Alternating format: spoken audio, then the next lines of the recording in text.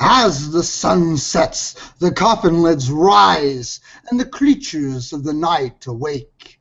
We greet you. This is the Mourning Show. So now my lunatic part? Yeah. Right? Okay. The lunar phase for tonight, Saturday, the 19th of July, 2014, is a last quarter. The moon is in the zodiac sign of Taurus, my sign. Also, Jupiter is in Leo from July 16th till August 11th. We just came from the big waves created by Jupiter in Cancer, creating deep down security issues. Now we are urged to come out whether we like it or not, as Jupiter moves on into Leo. What we are coming out of depends on what we've just experienced, dealt with, secured, and nourished over the last year. We move out to outwardly expand, show ourselves off, own the individual that resides within, and roar with our own truth that is now firmly set in our hearts. And I think we as goths definitely know what it is like to be an individual. Yes, and I mean, you can tell from that description right there that that is a Leo, that we're going to Leo territory. And I love Leo territory. I'm an Aries. I love and adore Leos. Most of my girlfriends have been Leos. Leos are just amazing, beautiful creatures. I know you're a Taurus, so I'm not complimenting you at all, but I love Leos. So, yeah. I like Leos. They definitely know how to stand up and be the person that everyone loves. But being the grounded Taurus and seeing through a lot of that kind of stuff, I tend to butt heads with them a lot because the glitz and the glam doesn't fool me. So unfortunately. Yeah, and you know what's funny is that actually I usually don't get along very well with Tauruses at all. Because they're too cynical, they're too like, yeah, whatever, and that just makes me want to slap them and say, come on, be happy, you know. See, you know, I'm just you know, my whole family are air signs. My mother's a Gemini. My both of my brothers, one's a Libra, one's an Aquarius. My baby sister's a Libra. So I'm an earth sign, but I grew up in nothing but air signs. So I've had to kind of adapt, and I think that's why. And both of my best friends are Aries. So, yeah, I think I've just gotten used to you guys. Even though Aries is actually a fire sign, just like Leo. I know, and, you know, I'm usually a no BS person, but I try to be as understanding as possible. I think it's because my sun sign is Taurus, but my moon sign is Aries, and that's why. Yes. I have that little bit of Aries in me, so I'm a little more understanding. But, okay, do you want me to do my, do you want me to Beast Within now or Oban? I want to add a little bit before we get there. Add a little bit on the... I wasn't done talking about Zodiacs yet. Oh, sorry. Yeah, you cut me off. No, yeah, I am just the typical Aries, and I get along great with other fire signs. I absolutely love Leo, and I so much adore Sagittarius as well. So I guess I'm just typical Aries. That's who I butt heads with, are Saggies. And my father's a Saggy. Like, he and I have learned to just agree to disagree because, you know, I'm incredibly intellectual and he's very much, he's a doer, not a thinker, and I'm kind of a little combination of that. So I'm constantly deconstructing things, and it drives him and most of my Aries friends completely crazy. Which I'm sure you know from my entertainment reviews. I'm always overthinking everything, which is a huge Taurus trait. So, and see, I'm more of a dreamer. Actually, I'm not so much of a doer or a thinker. I'm a dreamer, and not like thinking dreams, but like fantasies, just way out there, hopes and visions for a better world. That's me. Yeah, no, and I'm that way too, but I'm very much the person, okay, we've thought of what we want, okay, now how are we going to do it? And so everyone's always like, we're going, yes, you want to do it, let's do it.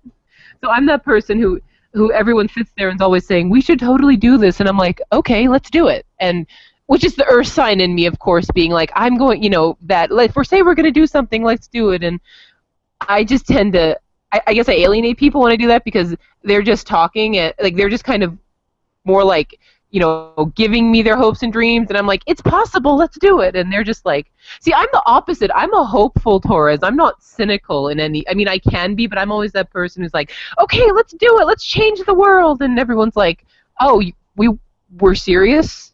So that's me. So, which, once again, coming from so many air signs in my family, I'm so used to people just talking and never doing anything. So I've definitely tried to become a doer. So, yeah.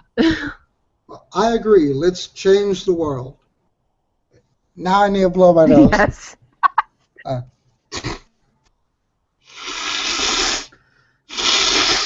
okay. So, You guys got pollen up there? always. Yeah, it's been bad down here too. Okay, sorry. Go ahead. Anyway, so now I'm going to transition to the morning news.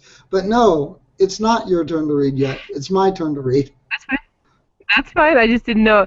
That's right. It's Yeah. right. You haven't done yours yet. Sorry. I keep thinking you and Callie did them all, and they're Yeah. right. You haven't. Sorry.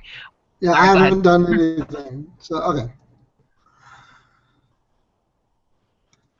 Now it is time for the morning news.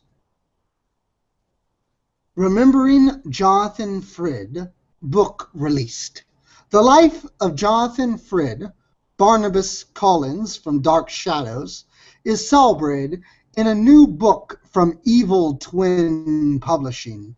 Remembering Jonathan Frid is a 200-page paperback that gathers memories and insights from Jonathan's friends, colleagues, and fans, illustrated throughout with rare and unseen photographs.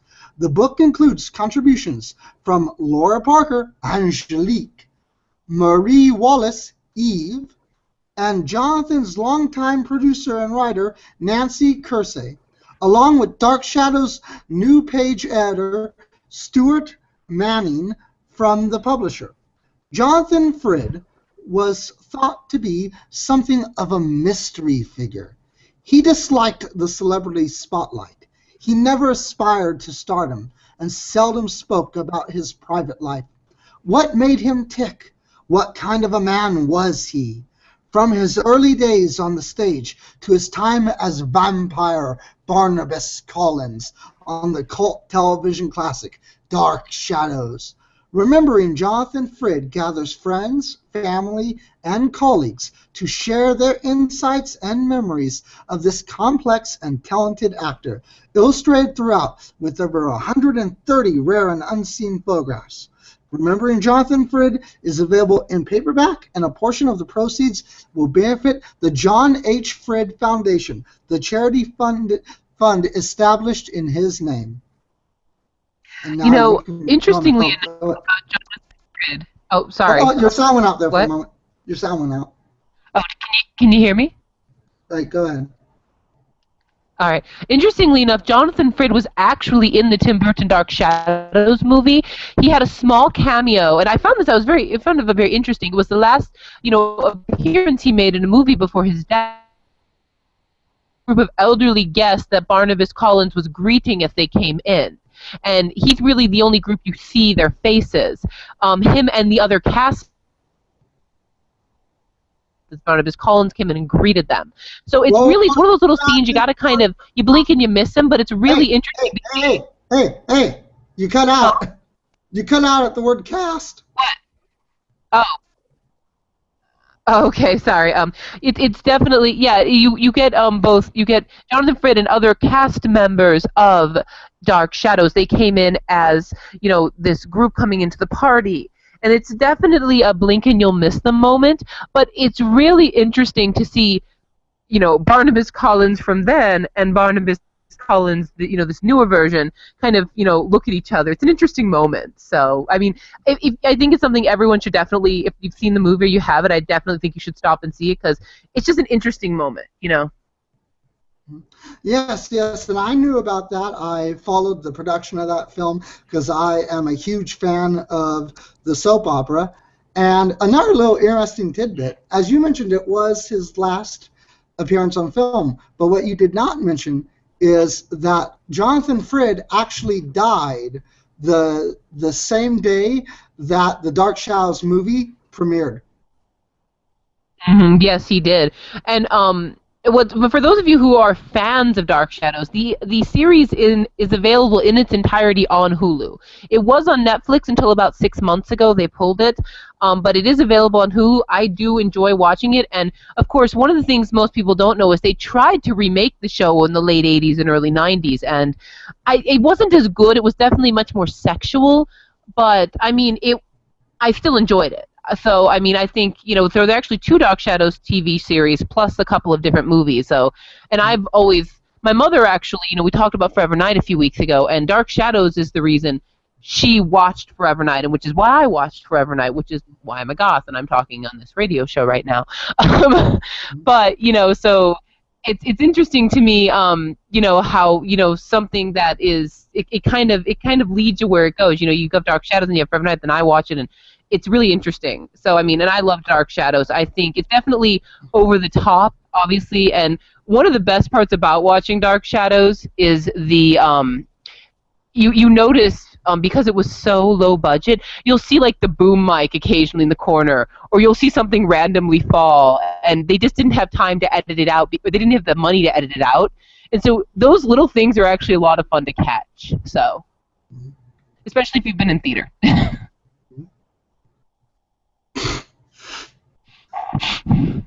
Yeah, I need to blow my nose. Sorry. It's okay. Like, are you laughing at me or mocking me? No, you're blowing your nose. Okay. Yeah, I'm blowing my nose. I do have more to say on it. I just had to blow my nose first. Okay. Anyway, I'm going to gather my thoughts. What I was going to say. It's okay. Yeah, and actually they tried to make a third Dark Shadows TV show as well. You're breathing into the mic. No, I'm saying I'm saying yes. No, I'm not before that. I know. I was sorry about that. No, from you. Me having allergy issues on my side. Sorry. Anyway, so I'm going to re-say that again. Okay. Yeah. Yeah, and actually they tried to make a third Dark Shadows TV show a few years back, like 4 years ago or 5 years ago, and they made a pilot for it, and it was the pilot was presented to the CW, which used to be the WB, but they did not pick it up, so the show never happened. No, and I mean, a part of me is kind of glad because from what I heard, the cast was all very, very young, and one of the best parts about the Dark Shadows TV show is that all of the characters are adults. They're not, teeny bopper. I'm not a fan of the teeny bopper vampire genre. I feel like that, and this is interesting. This actually is referencing World of Darkness, where, and I know you play WoD. When a vampire is embraced before they're 25, they usually don't live very long. And I feel this should be the way it is across all across the vampire shows. When someone becomes a vampire too young, I feel they're probably not going to survive long. And that's why I like the shows where vampires are adults when they're made into vampires. It explains their survival more. My personal opinion. So. Well, there wasn't too many vampires in Dark Shadows. I mean, there was Barnabas Collins and maybe a few others occasionally, but primarily it was just Barnabas Collins, and the rest weren't vampires. And there were children in Dark Shadows. There were a few children. There were. Yeah, there was the two Collins children. I think one was named David and the other one was named Carrie, I think. Or something like that. There was the youngest one, David, actually saw ghosts. So he was immediate to ghosts. He was really interesting. He saw dead people. Yes. That's where the idea for Sixth Sense came from. I wouldn't be surprised.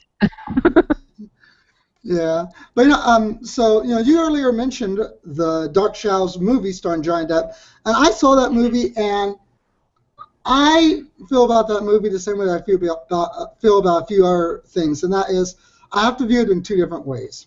If I view it as a parody, it's incredible. I love it. It's great. It kind of feels more.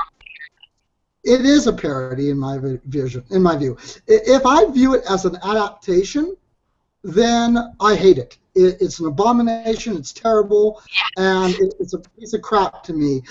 So that's how I feel about it. And so whenever Jonathan Frid had died. The joke around the Dark Shadows community was oh, I see what happened. He actually saw the finished film and he killed over. He died. Well, with me, at this point, because I've hoped to eventually give a review of Alice in Wonderland and the Dark Shadows movie, and just a Tim Burton review in the future. I hope we can touch on that. But I feel at this point, Tim Burton hasn't done completely original work in so long, and to me, Dark Shadows either had to have been a parody or it was a fan fiction. That's how I feel when I watch it. It's like watching a fanboy's fan fiction when I watch it, and that's more of a geek term, but that's what it feels like as I watch it.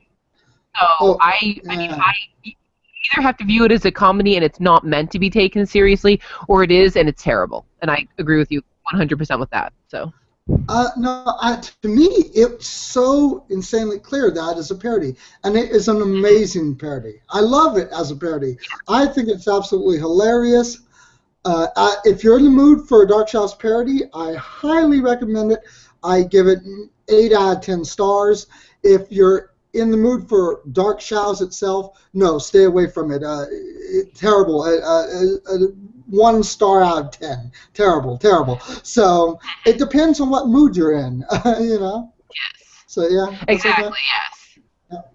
And in further Dark Shadows news, there will be a Dark Shadows cruise in January 2015.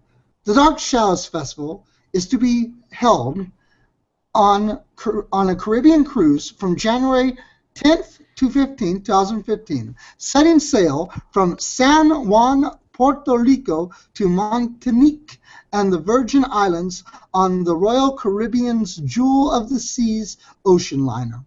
Dark Shadows viewers will know Martinique as the beautiful island where Barnabas Collins first met both his beloved Josette Dupré and the evil witch Angelique.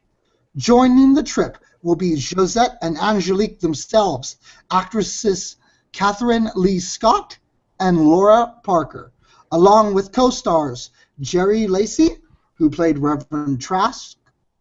Let me try again. Who played Reverend Trask, Kathleen Cody, who played Haley Stokes, and Marie Wallace, who played Eve. Activities will include special Dark Shadows screenings and a themed costume party with the stars, question and answer sessions, autographs, a special Dark Shadows Origins in Martinique presentation, performances by the stars, and a bus tour of Martinique. Rates are per person based on double occupancy and include all meals, all shipboard entertainment, all port charges, and the Dark Shadows registration fee. For further details and to make reservations, call Heartfelt Holidays Travel on 1-800-828-4818 or visit their website. Mm-hmm. Now, I'm not a cruise person, so I know, and interestingly enough, there's actually quite a lot of darker vampire cruises and gothic cruises and, these different themed cruises, so I've actually been interested in them, but I don't know, I feel too much like it would be going to a convention on a boat, and that's exactly if I'm going to go to a convention, I'd rather not be trapped. Well, So, I lost you at if I'm going to go to a convention. Your voice went away. If I'm going to go to a convention, I want the ability to leave. I don't want to be trapped. Because I love going to my cons, but if I get sick of it, I want to know I can go. So the idea of going to one on a ship is kind of frightening. Yeah, but then of course you're sleeping in the same place as the stars and the talents. So. Who knows if any of them are young, which in this case they're not. But if any of them are young, maybe you'll get lucky. That's kind of a disturbing thought, but I guess that's the whole point of the show, to be a little disturbing. Yeah. Can I move on to Oban, or do we want to discuss this more? Yeah, I think I actually want to give my response to that news story, if you don't mind. Oh yeah, sorry. Go ahead. Yeah. Sorry. Yeah. Yeah, I would love to go on this cruise. Now, I don't know how to swim, and so if I ever fell in the water, I would die. But I'm not a fan of the sun either. But I would love to go on this cruise. I'd love to meet the surviving members of Dark Shadows. I think it'd be really great. I'd love to go to the costume party. I'd love to get the tour and the presentation of the origins of Dark Shadows in Martinique. I mean, that seems like a very interesting presentation that I would absolutely love to see. Mm-hmm. Well, and interestingly enough, there was actually an off-Broadway play a few years ago. It was about 14 years ago. They did a they actually finished the Dark Shadows story. I meant to bring this up when we were talking about the last story, but the show kind of ended. It didn't really have an ending. It got canceled, and one of the things was about 14 years ago they did an off-Broadway play. Jonathan Frid was not in it, but they it was basically the reading of the will of his not of the aunt, the what's her name? Do you know who I'm talking about? Flora? The woman? Yeah. Huh? Flora? Yeah. Yes. And she it was the reading of her will, so everyone was there. And interestingly enough, in this play, it was revealed that he became human again, and he married the doctor, and they were living in Asia. They were living in like China, in like. So it's really interesting. I meant, like I said, I meant to bring this up. We're talking about Jonathan Frid. But so it's really interesting when you find out that Barnabas actually became human again, and he and the doctor got married, and they moved to Asia, and they had a happy life together. And so, like I said, I just find that really interesting. So. And you know what though? I in a way feel that wasn't really needed, because actually the show did have an ending, because the final segment of the show, the one that didn't have an ending, was in the alternative universe, the alternative timeline. In the real timeline of the show, there was an ending in that Barnabas Collins never became a vampire, and he lived on. And so I mean, it ended with him staying human and never becoming a vampire, and the House of Collins was never cursed. There was never a curse at Collins, and everyone was fine. That was the ending. The show did have an ending for the primary timeline, and as for an ending for the alternative timeline, well, wait a minute here. In the alternative timeline, his name was not Barnabas. His name was Bramwell, and so I just feel that the show did have an ending. But it continued for like half a season after that. And that was the thing. They were going to do this other ending where he was going to become human and he was going to leave with the doctor, and they lost the funding before they could finish it. And so that was the whole point of the play, was to kind of bring a closing to what they were planning on doing, because they didn't have the funds to finish the season. So Barnabas or Bramwell, which one? I don't remember. I haven't seen the play actually. Okay. So I mean, it was very limited occasion. I think it was in New York or Boston or something like that about 14 years ago. So I'm not entirely sure what it was. I haven't been able to transcript of it. But your audio died at the word entirely.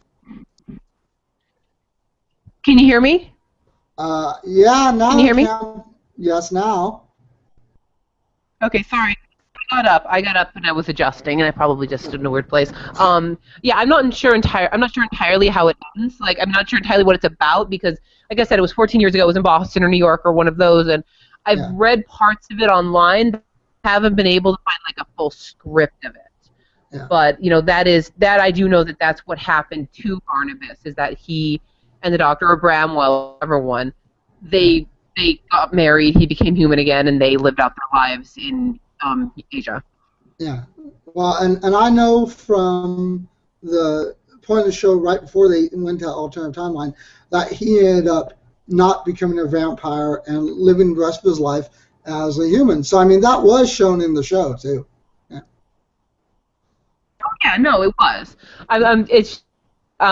But I guess this was like this is where they planned on taking the character, but like I said, they didn't have the funding for the final season. Yep. Which I mean, 30 years later, but better late than Yep. never. Well, hey, at least one thing we know, and that is it's quite clear from both that play and also they've also done the ending of Dark Shadows in a few audiobooks as well, and they've also done in novels, written novels as well, and they did do an ending for it actually in the show.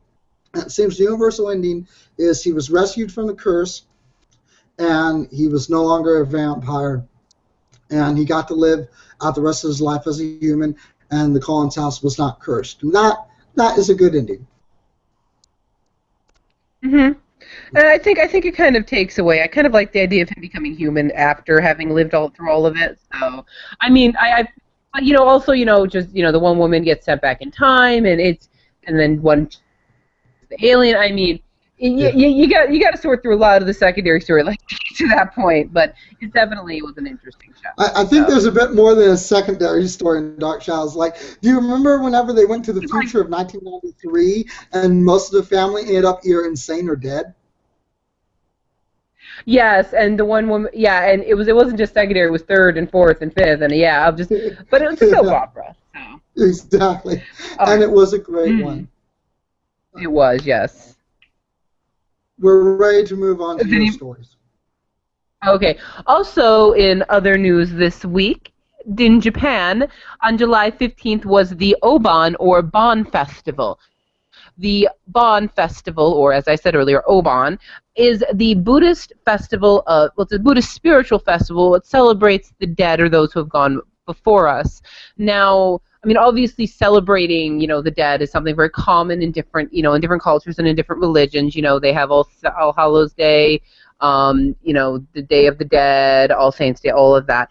In the lunar calendar, it actually takes place on August 15th, but in the solar calendar, it takes place a month earlier. And depending on where you are in Japan, is depending on how it's celebrated.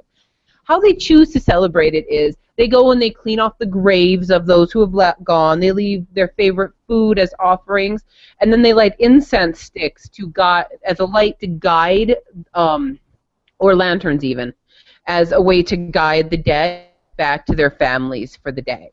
And so it's a very interesting and very beautiful one. In fact, San Jose actually has a very large Obon festival I hope to go to someday. So. Are you ready for my commentary to that? Yeah. Okay. You're breathing into your phone again, no? I said yeah. No, but after that you went. Oh. Okay. Anyway. I didn't realize. Sorry about that. Anyway, yeah, it sounds interesting. I would love to go and see that. It sounds very wonderful. I love the Day of the Dead, which is a very similar holiday, but from Mexico, and I would love to see any festival of the dead, and so I would absolutely love to see the Obon Festival if I ever get the chance. Mm-hmm. And Chloe, by the way, did not respond to that. Chloe did not respond to that because she didn't know that you were going to do that segment. I just want to let you know. Go ahead, you can respond to me if you want. Oh, no, I don't have any response. I'm good. Okay, good. Well, then you can go ahead and do your sign for the beast within. Okay. Also,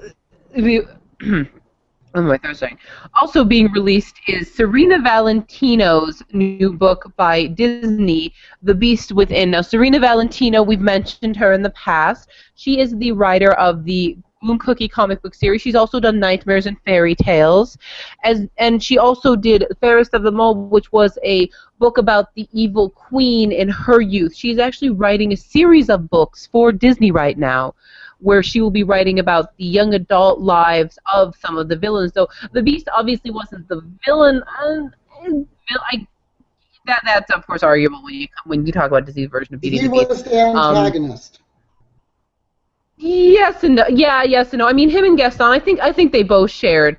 I mean, well, if you really want to break it down, they both had their beastly traits. One overcame them, one didn't, and I think that's the whole point of the two characters. Yeah. But so she'll be releasing that, The Beast Within, and she'll be doing a signing this week as well. Yeah, and as our listeners know, I'm a huge fan of Beauty and the Beast. I love it. And I absolutely would love to read this book and the other books by this author. I've looked into the art books by this author, and they seem like really great books I'd really, really would enjoy. And I did comment on this a little bit, Polly, in Songo, tie in mind too with that. But go ahead. Okay. All right. Is there anything else you want to add to it? I'm good. Well, I mean, as far as Serena Valentino, this seems like a good place for her to be because, she's really some of her best work. In fact, from what I've read, pretty much everything she does are fractured fairy tales, and I've always loved fractured fairy tales ever since I was a child, and I read the true story of the three pigs, where it's told from the big bad wolf side. So I've always loved fractured fairy tales. I think they've gotten a little too happy-go-lucky with movies like Hoodwinked or Shrek, but so I like that she keeps the darker aspects of them alive. Yeah, and one thing that I really loved in what I read on about The Beast Within is that she put elements in it from the Cocteau version and also elements in from the Weird Sisters from the Shakespearean plays like Macbeth and other things like that.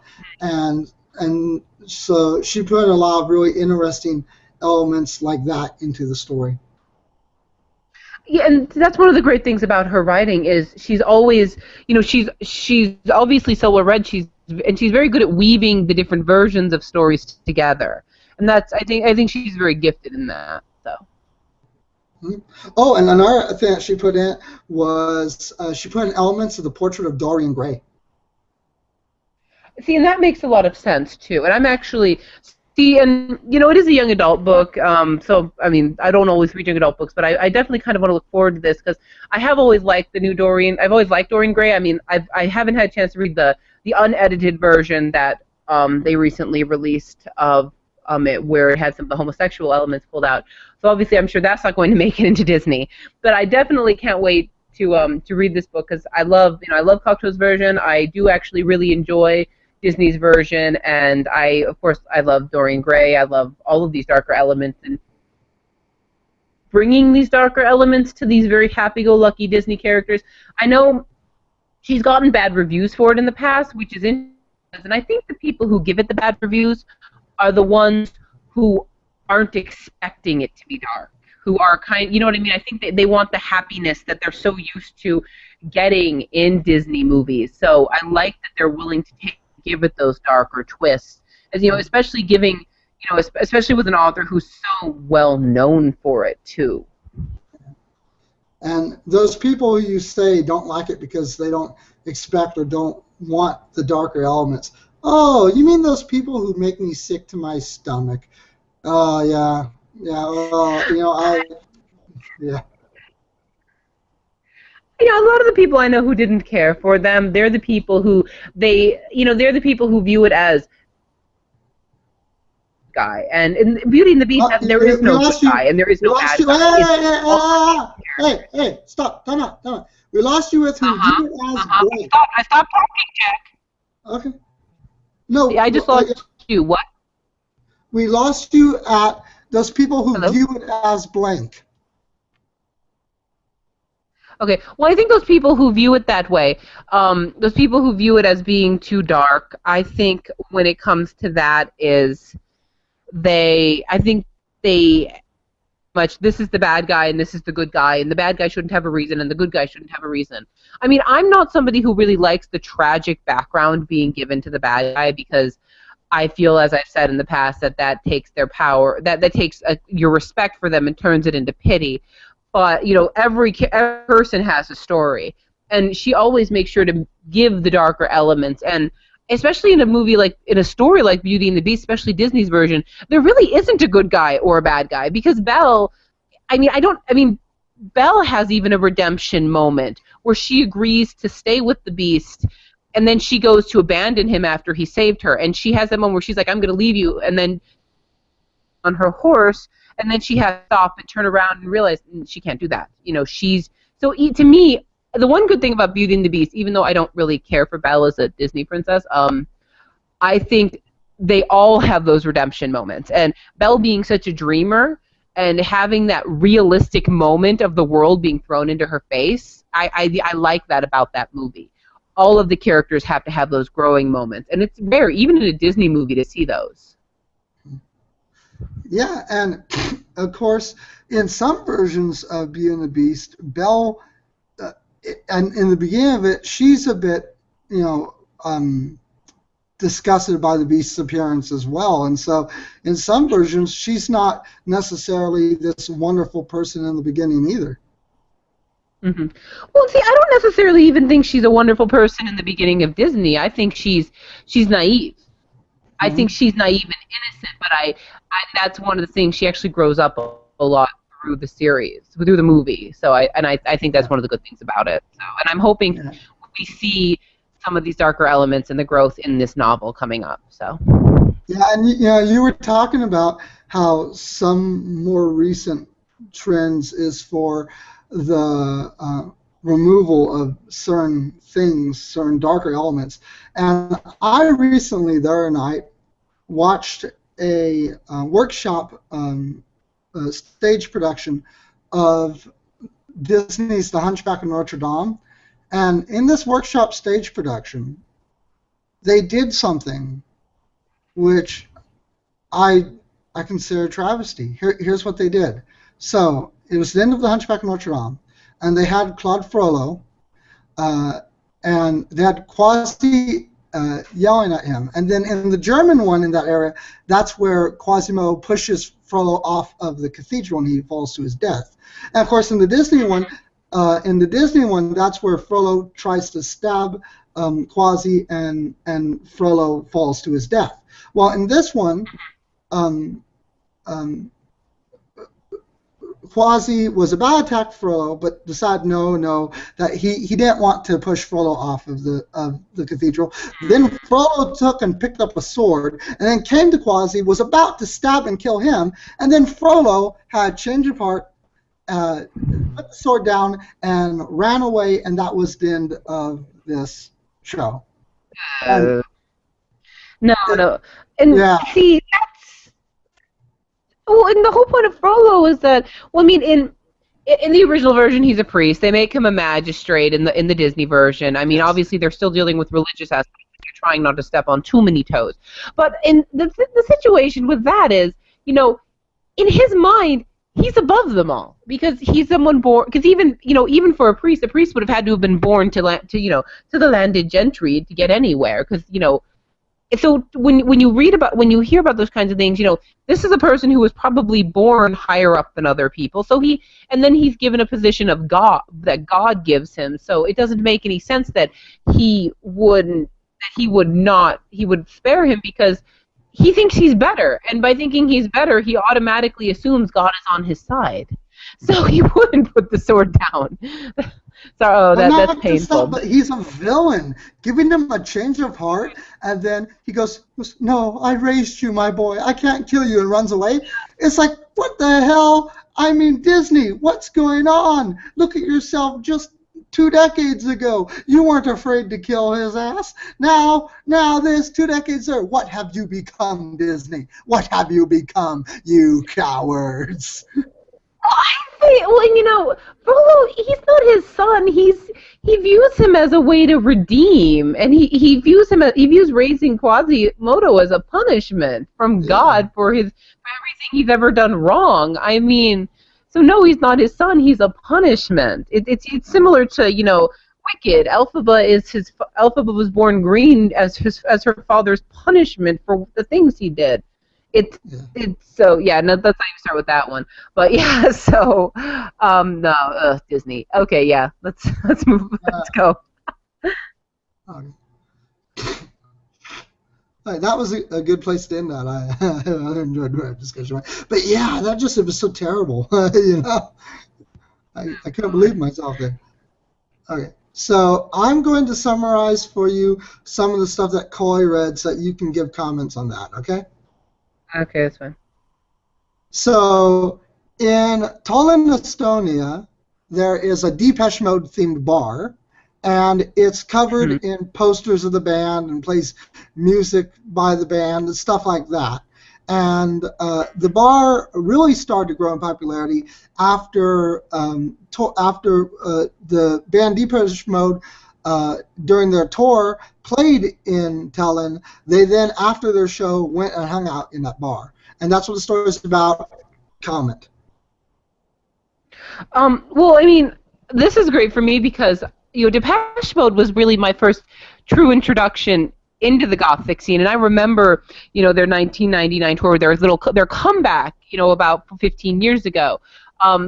Interestingly enough, this is Depeche Mode. They were really my introduction because even though I guess everyone else considered me goth, I didn't.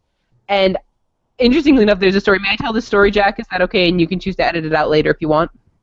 Yeah.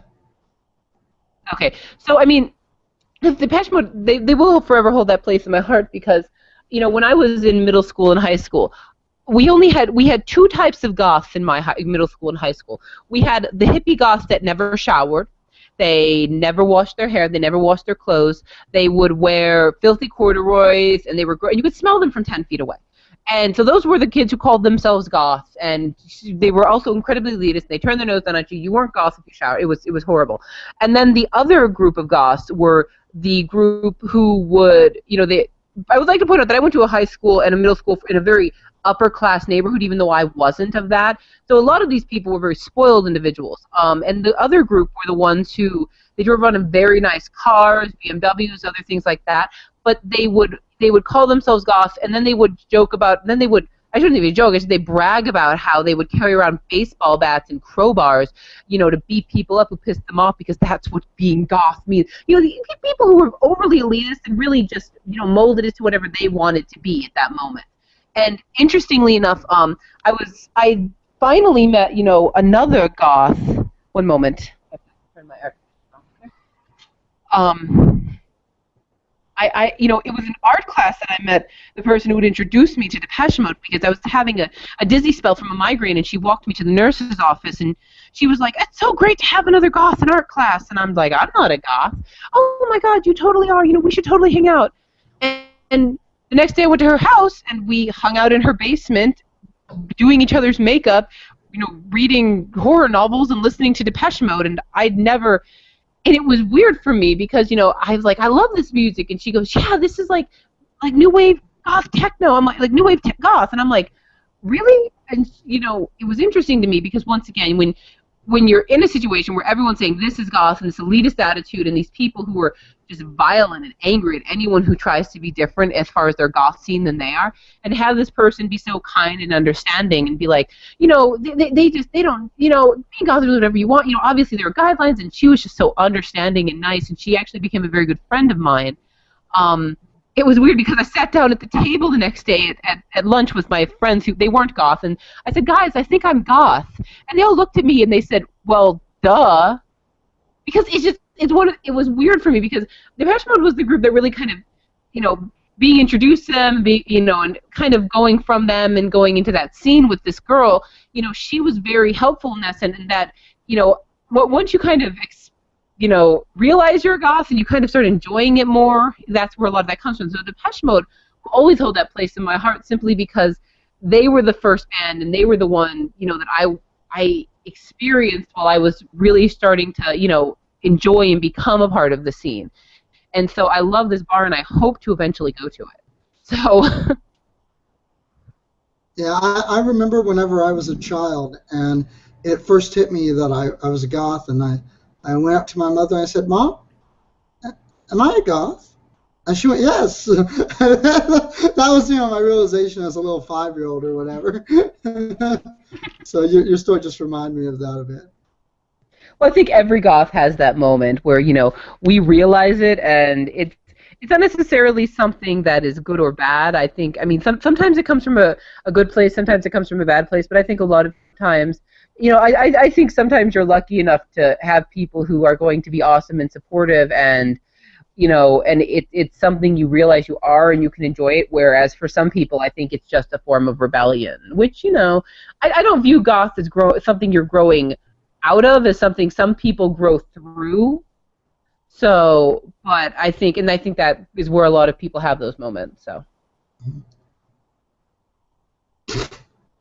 Okay, so I'm going to now summarize to you the next story. Okay? Mm-hmm.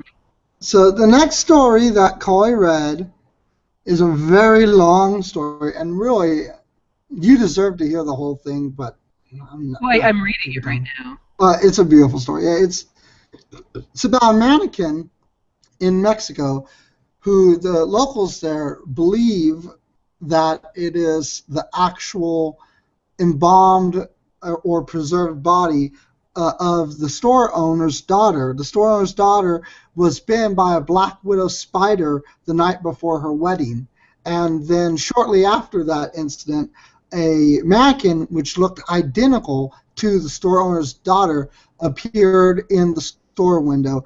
And now some people, they report that that the mannequin will change positions at night, and only two workers at the store are ever allowed to change the mannequin's clothing, and it's always in a locked room in the middle of the night. Well, is it actually a body or is it just a rumor? That is for you to decide. So. Okay, so they don't actually. Well, I mean, that kind of reminds me of that story from Florida where the guy who, his wife died, his young bride died, and so he kept her bound, kept her put together with piano wire and mortician's wax. So, I mean, I haven't actually seen a picture of this mannequin, but I think it would definitely be interesting if it was. I'm not sure if it would be a health issue, but I think, that's definitely, someone wanting to keep their daughter, happy and continue to pay homage to them, I think is a beautiful story. Not sure how I agree with, keeping a body around and dressing it constantly in a wedding dress. I think it's one of those things that sounds great in a gothic romance novel, but can be a little weird if the conditions are a little too humid. So, yeah. That was good. We can leave your comment as that right there. Although I will tell you what my comment was to Coy, and if you want to comment to my comment, that's fine too. What my comment to Coy was is I actually, after I read this story, I did hours and hours of research on it, and I looked at lots and lots of photographs of it and done, just so much research. And no, actually, it is just a mannequin. It is a wax mannequin, like the kind that you can see in Madame Tussauds, like you can see in any kind of wax museum. Now, what I've determined is that what the woman did was she took castings, molds of her daughter's hands and face, and then poured wax into those molds and made a wax mannequin based on her daughter. But it is wax.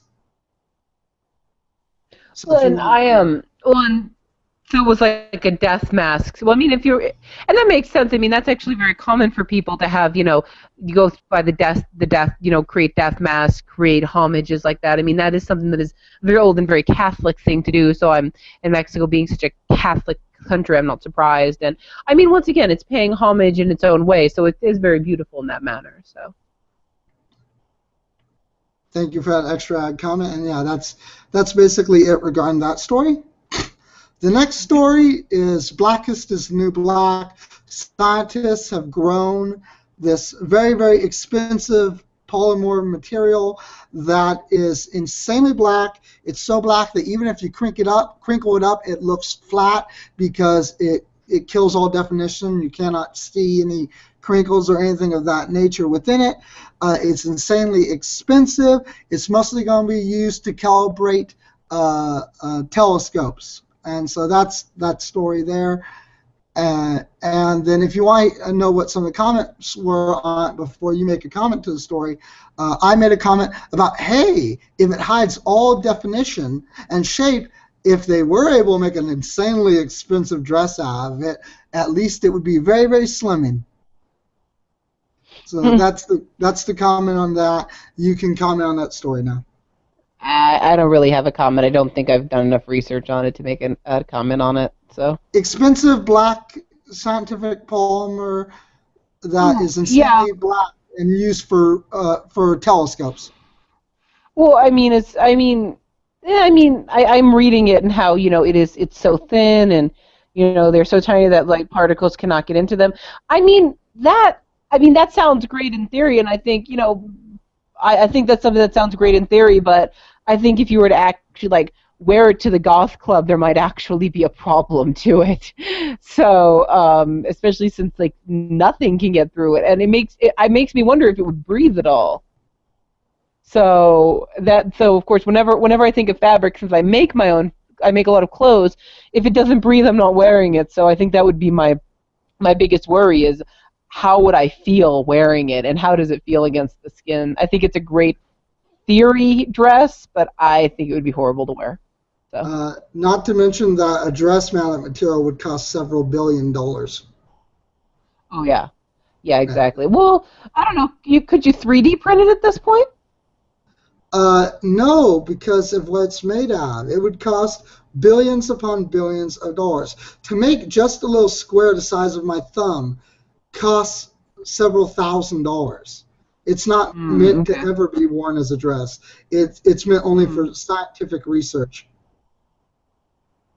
Run on sheets of aluminum foil by the new. Okay, all right. So then, okay, yeah, no, I don't have any more comments. No. Yeah, you could never. There will never be a dress made of it. Is the point? It's very small sheets of aluminum foil. You know what I mean? Imagine it would still.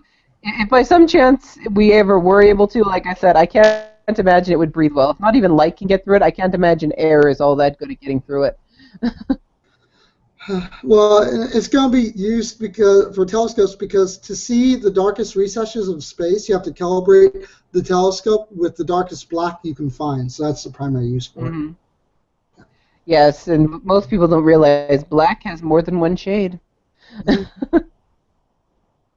So, okay, your comments on that, I will see if I can fit any of it in. Actually, I don't think I'll be able to fit any of your comments in. So if none of what you just said about the black material gets in the show, don't worry. Okay, that's fine. Yeah. Okay. So it's time for me to read the upcoming shows and then for you to read the upcoming shows. So. Okay. And now we shall see what upcoming shows. So now we shall see what upcoming shows there are.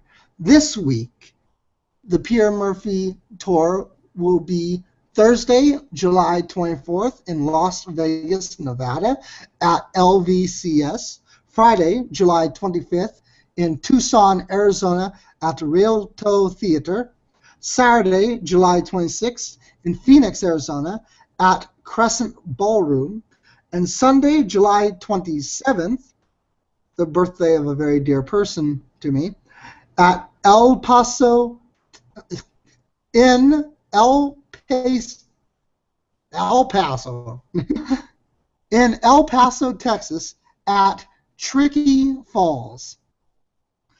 Also, the London After Midnight tour this week will be Sunday, July 20th in Frankfurt, Germany at Das Welt.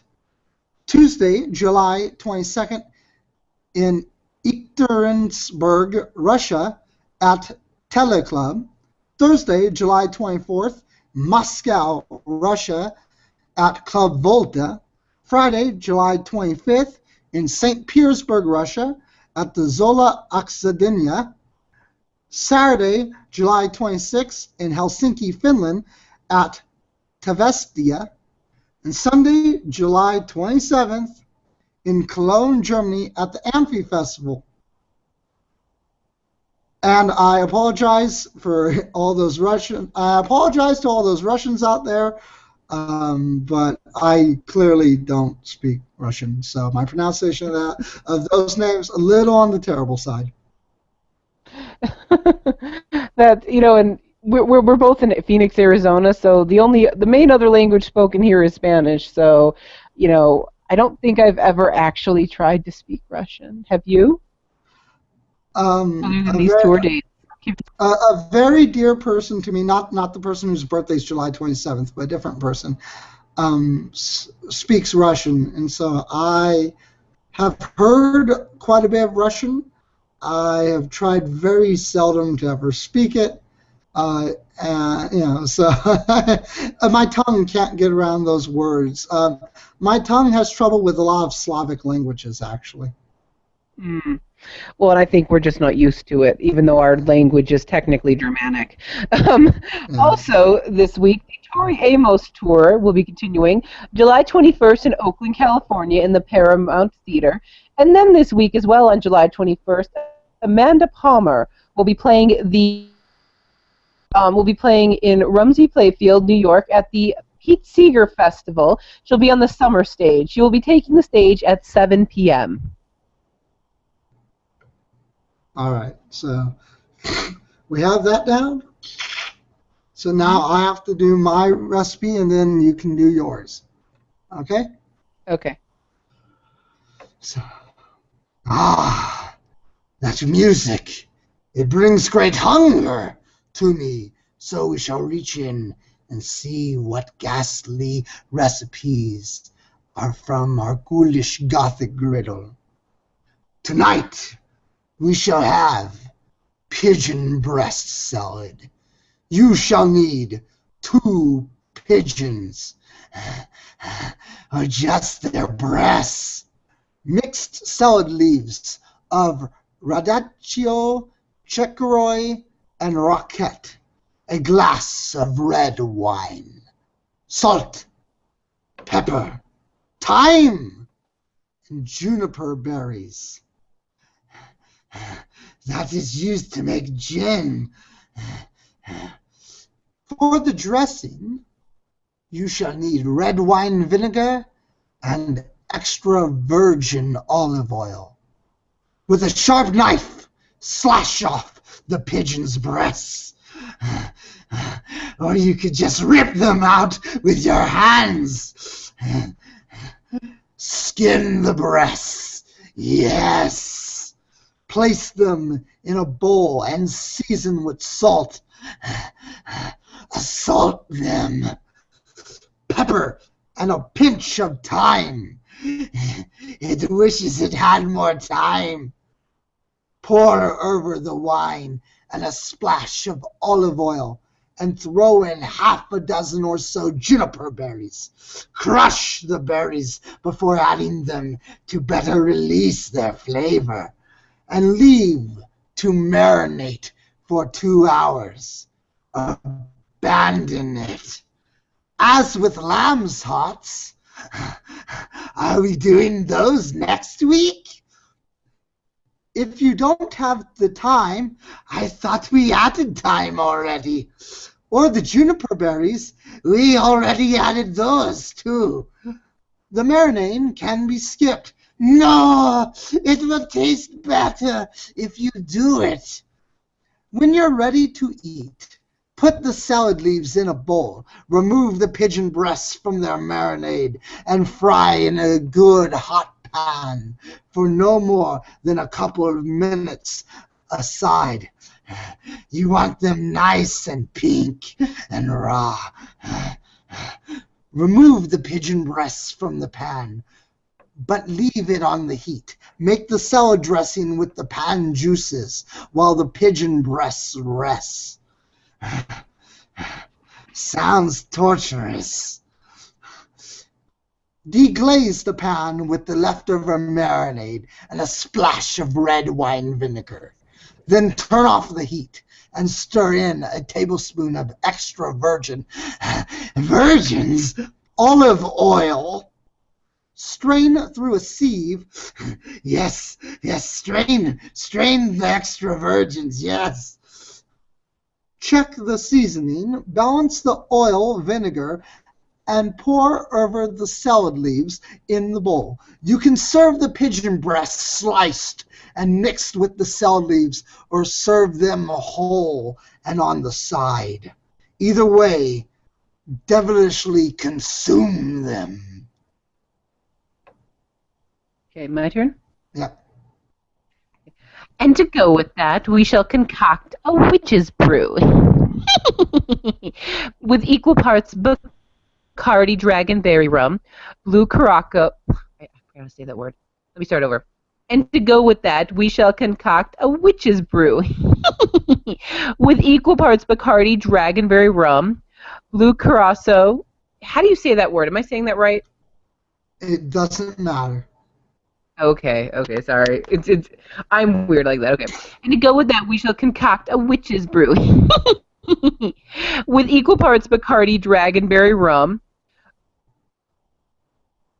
blue curacao, creme de banana, fresh squeezed lime juice. Now shake and serve in a goblet rimmed with black sugar.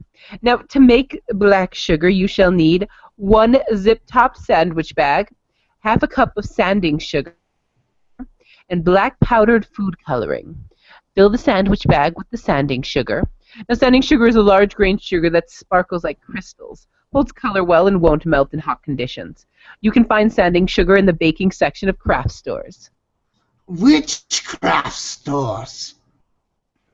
And a pinch of black powdered food color. Powdered food coloring works best for coloring sugar since it spreads evenly and is ready to use right away. You can find powdered food coloring in the baking section of craft stores. But which craft stores? Shake the bag until the color is evenly distributed. You can use the sugar right away since powdered food coloring doesn't require any time to dry or set.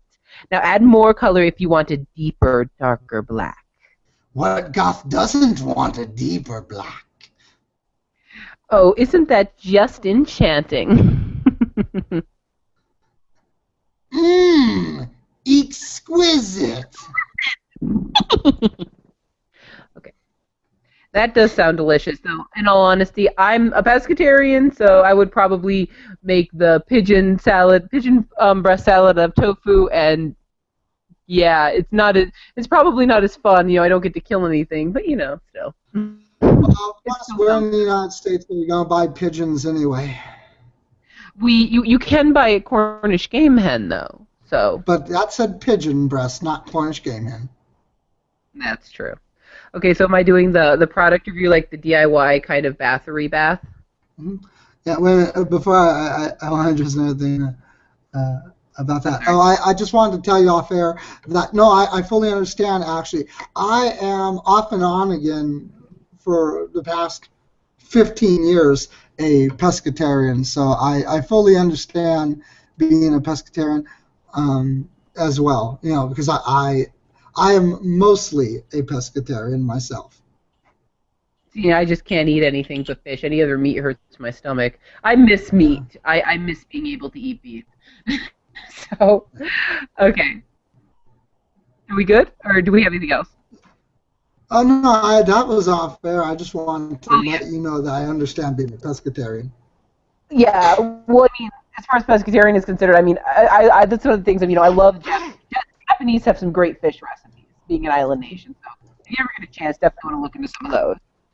But can I move? So I'm doing the bathery bath, right, for the product review. Yes. Although, can you pause for a moment? I want to hear all of this review so I can comment on it properly. But I need to go pee first. That's fine. All right. Yes, listeners. I'm going to use the bathroom too, so yeah, I'm going to put the phone down.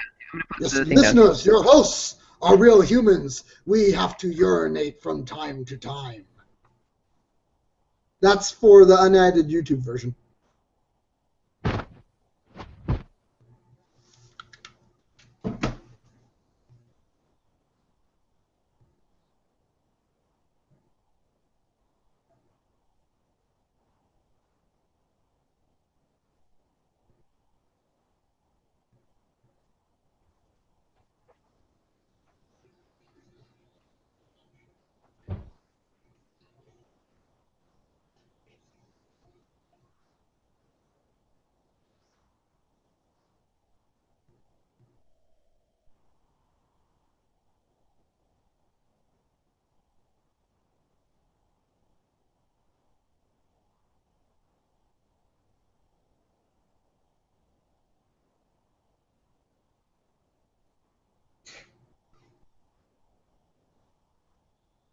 All right, YouTubers.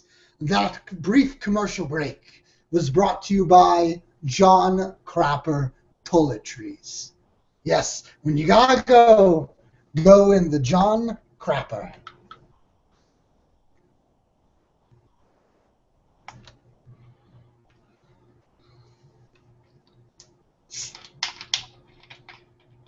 The commercial break was also brought to you from water. It's both what makes people have to urinate, and usually in the United States, it's what most people urinate in. Water.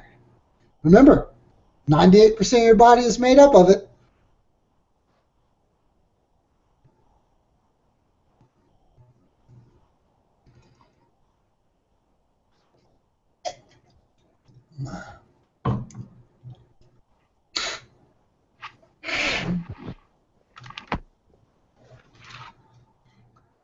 Back? Yeah, Can you hear me? I am. Yes, I'm back. Okay. And I told our YouTuber viewers that this brief commercial break was brought to them by John Crapper and also by water. Okay, So, are we good to start then? yep. Okay. All right. So this week we'll be doing a do-it-yourself section instead of a product review. Now, I like to have what I like to call goth beauty night, where I will usually put on maybe an old Hammer horror film, or maybe a bad vampire movie, or even, Nightmare on Elm Street. And I will just have a nice gothic beauty night where I will kind of, revitalize myself from the week. And one of the things I do love to prep for this is I will take Epsom salts and I will put a red food coloring in them, and I'll mix it up, and of course I'll let it dry and save it. And I like to give myself what I like to call a bathery bath with this, where I will take these red dyed Epsom salts, which, Epsom salts are good for relaxing and unwinding. They have nice mineral soak. And I'll soak in that, but it'll be all red, like with blood. So I will just nicely soak. Obviously, I wash afterwards because otherwise my skin is red. But I definitely would enjoy doing that. Other things I'll do is, I talked about the rice water a few weeks ago. I'll make it out of black rice. I'll do things like coffee masks and other things like that. I tend to go very, very just kind of over the top with them, but the bathery baths are the best, like bathing in blood. So. Is it ready for time for me to comment? Yes. Mm-hmm. Okay, I'll blow my nose first, then I'll comment. Okay. Oh, and also though, before I comment though, I want to give a few tips for some stuff that you can say that I can add into it earlier. Just some little jargon that we use for the show. You know how we sometimes use words like loathe and, and Oh, yeah, totally. Mm-hmm. and noose and stuff like that. Okay, so for do it yourself, we actually have a slogan that we say. Okay? And so if you could say your intro, just the intro part, but instead of saying do it yourself, you could actually do our little slogan. Okay? So ready What's for the slogan? I'm going to tell you. Okay, here it is. So you'd say, instead of doing our product review for this week, we are going to have you do it yourself. Yes, you're going to die. Why? Because yes, you're going to die. And remember, that's spelled D-I. Why? Because we hate you.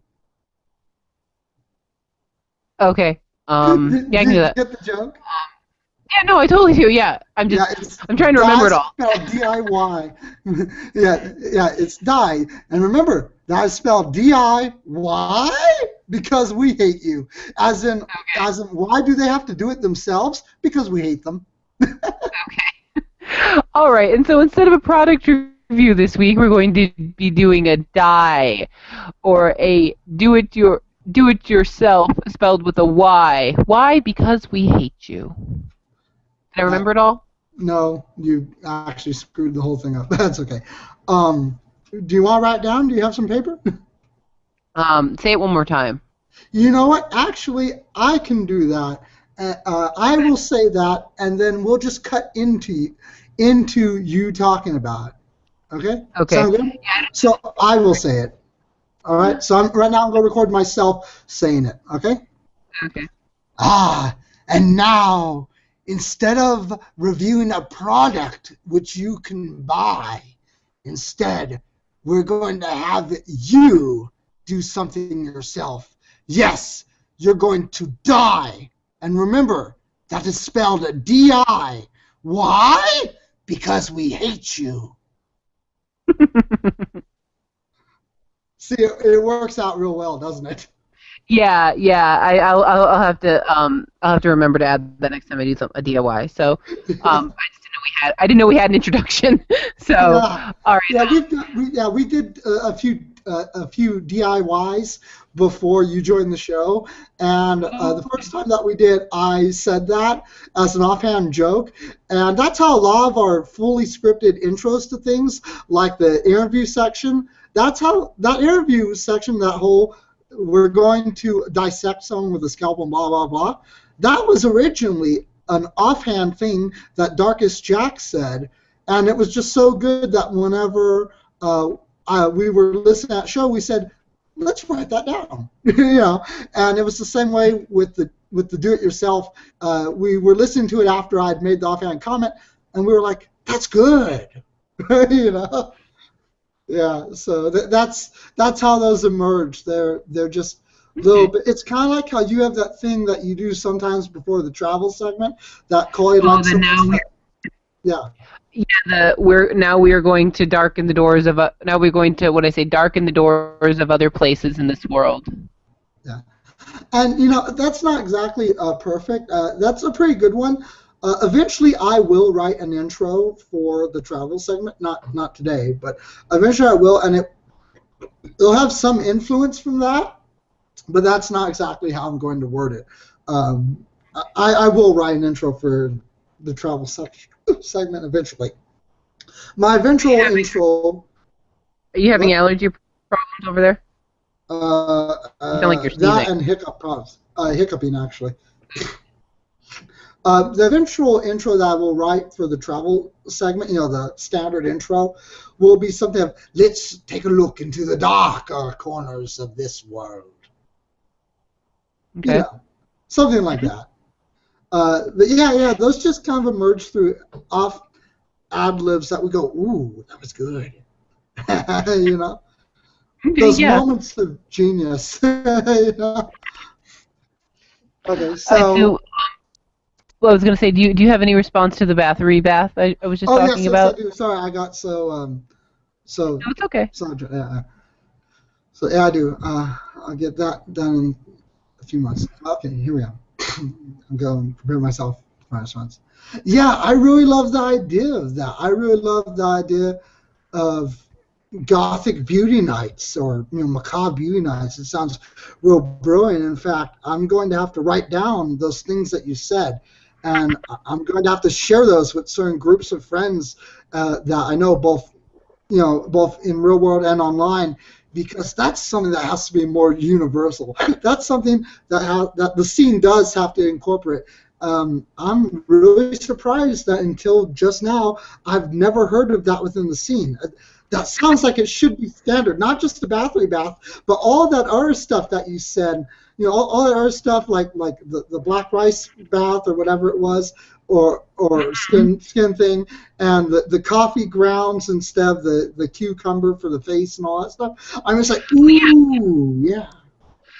Well, and it's definitely useful to, especially, and I know we had a couple weeks we talked about how you could wake up in your makeup and look great, where Callie and I, we don't have that ability. So when you've spent all week wearing all this makeup and doing your hair up, it's kind of nice to be able to kind of have that day where you're just kind of making sure you're getting it all removed, and you're making sure opening up your pores and all of that, because no matter how awesome you look and no matter how awesomely dead you look in your makeup, it's good to clean out your skin, and that's what I really like. Otherwise, you'll look like a zombie. Well, see, I'm not lucky enough to look like a zombie. If I don't keep my skin clean, like, I look dead in a weird way because I've got like a light olive tone skin because I'm Middle Eastern. So when I look dead, I don't look like a zombie. I look like someone who's dying of jaundice, so I'm not lucky enough to look good if I'm dying. So. You turn a Like, bright so yellow, cute. huh?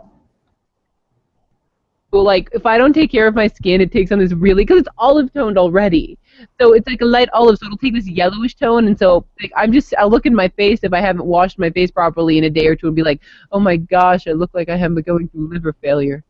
So Yeah.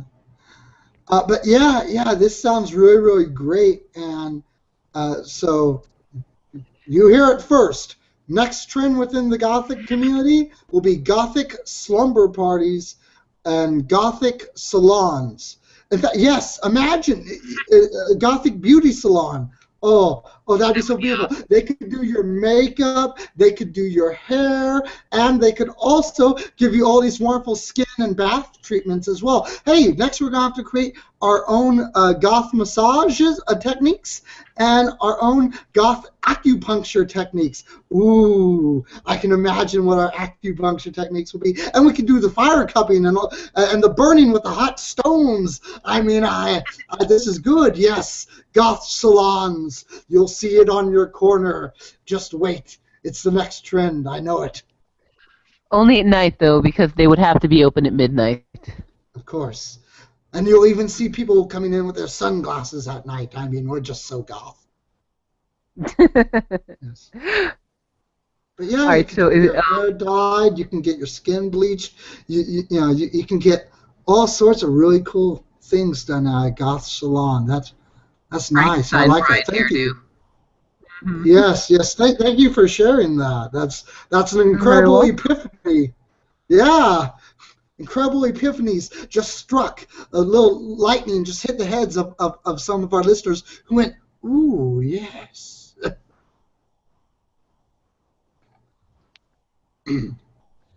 Okay, Being weird, sorry. so Okay, Kill, I gotta that's get my cool. phone charged. I'll be right back, okay?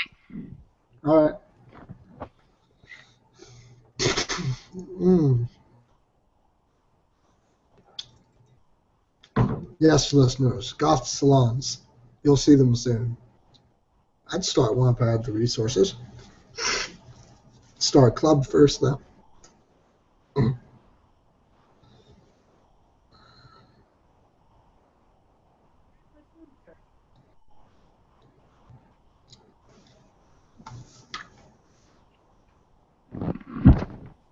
Oh, sorry, can't hear you at the moment. Headphones are off my head. Hello? Sorry, I was fixing my hair. My headphones are all tangled up. There we go.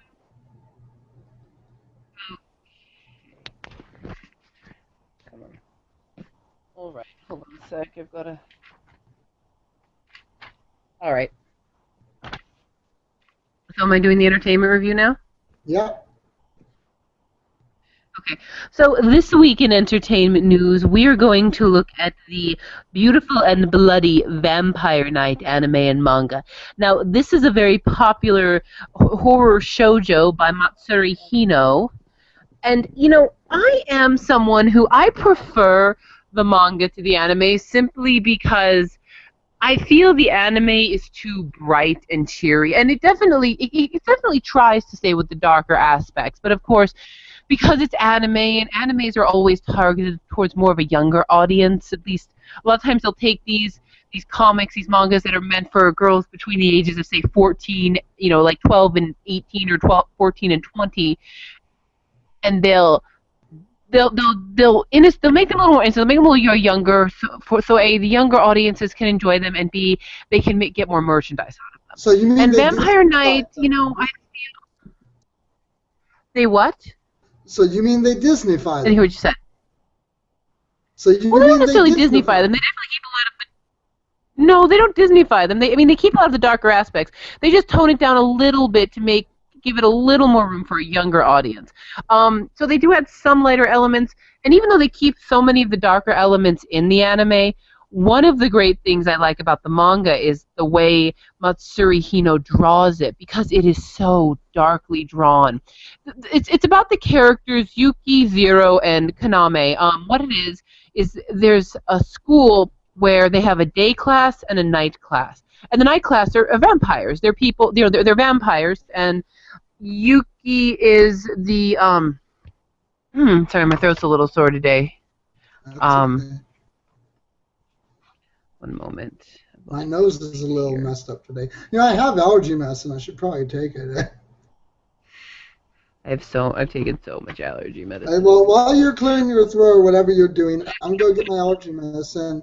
Hold Okay. off on the review because I want to hear it. You know, I want to hear it. So give me a moment.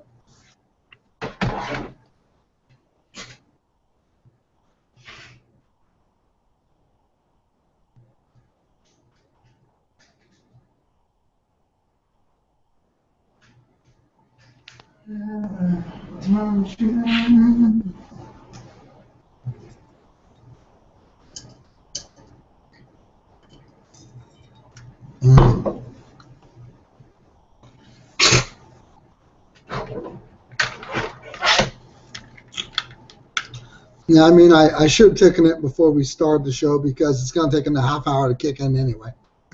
Yeah.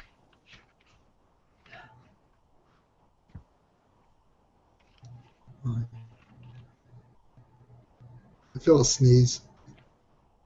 Mm. Have you ever felt that thing where you feel a sneeze but you're not sneezing? Yeah, it's just that little tickle. Oh my gosh, I hate that. So if I accidentally sneeze during your review, I apologize. So go ahead. I'll I'll accidentally live. sneeze I'll at live. some point. Should I continue my review? Yeah. Okay. So, Vampire Night, which, you know, like I said, it's dark, it's bloody. I love that about it. It's drawn in a very beautiful, artistic and horror way, and it's about Cross Academy. And Cross Academy has a day class and a night class. The day class are obviously humans, but the night class are vampires. Now, this is a story where vampires can have children. So you have vampires in this story who, you know, they're full vampires, they're nobles, they're half-bloods vampires, you know. But as long as you have a certain amount of vampire blood in you, you're considered a vampire.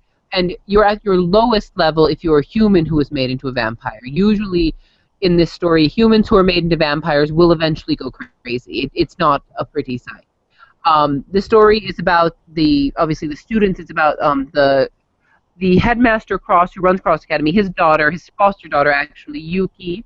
Her relationship with Zero Kiryu, which he was the child of a vampire hunter and is still a vampire hunter, even though he was made into a vampire by someone his family was hunting.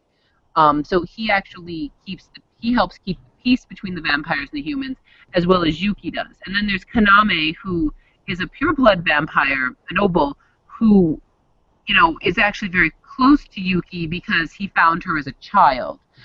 And so you've got these two male characters and the female, and of course you're going to have a love triangle. It's just the way it is. That's how it always is in these.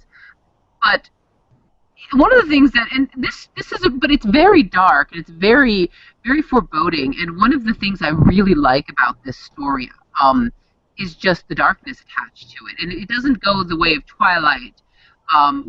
Which it would be horrible. No, Yuki is a character who, you know, definitely stands up and tries to be her own character, and that's what I like about her. She's not really a Mary Sue, which, for those of you who aren't familiar with that term, means a character that anyone who's reading it can just, you know, kind of project themselves onto. She's a very unique character. She has her own personality. But as I was saying earlier, one of the reasons I prefer the manga to the anime is because the way she draws the shadows, always creeping at the main characters. This is a very beautiful way she does this. Because as you read it, you realize something's coming. I mean, which is how it always is. You realize whenever there's an enemy, a fight situation, something big is coming. And something is going to attack these people at their school, and which it does, of course, you expect it. But even when the main characters have no idea, when everything seems great, the way she draws the shadows look like they're creeping, like they're reaching out as if to say, everything is going to just be engulfed. And I love the way she draws that. And that technique is unfortunately lost in the anime, where it is very much, you know, something that is easier to kind of, when you're not creating animation, when you're not creating, because when you have to create creeping shadows in animation, they have to be visibly moving, and so there, you know, that loses its subtlety. So I can see why those weren't included in the actual anime. It's a subtlety. It's something you really have to look at it to notice, but it's absolutely beautifully done. The one thing I don't like about this series is that about halfway through it, it kind of, everything kind of, all the questions get answered. And halfway through it, all the questions get answered. You find out everyone's dark secrets.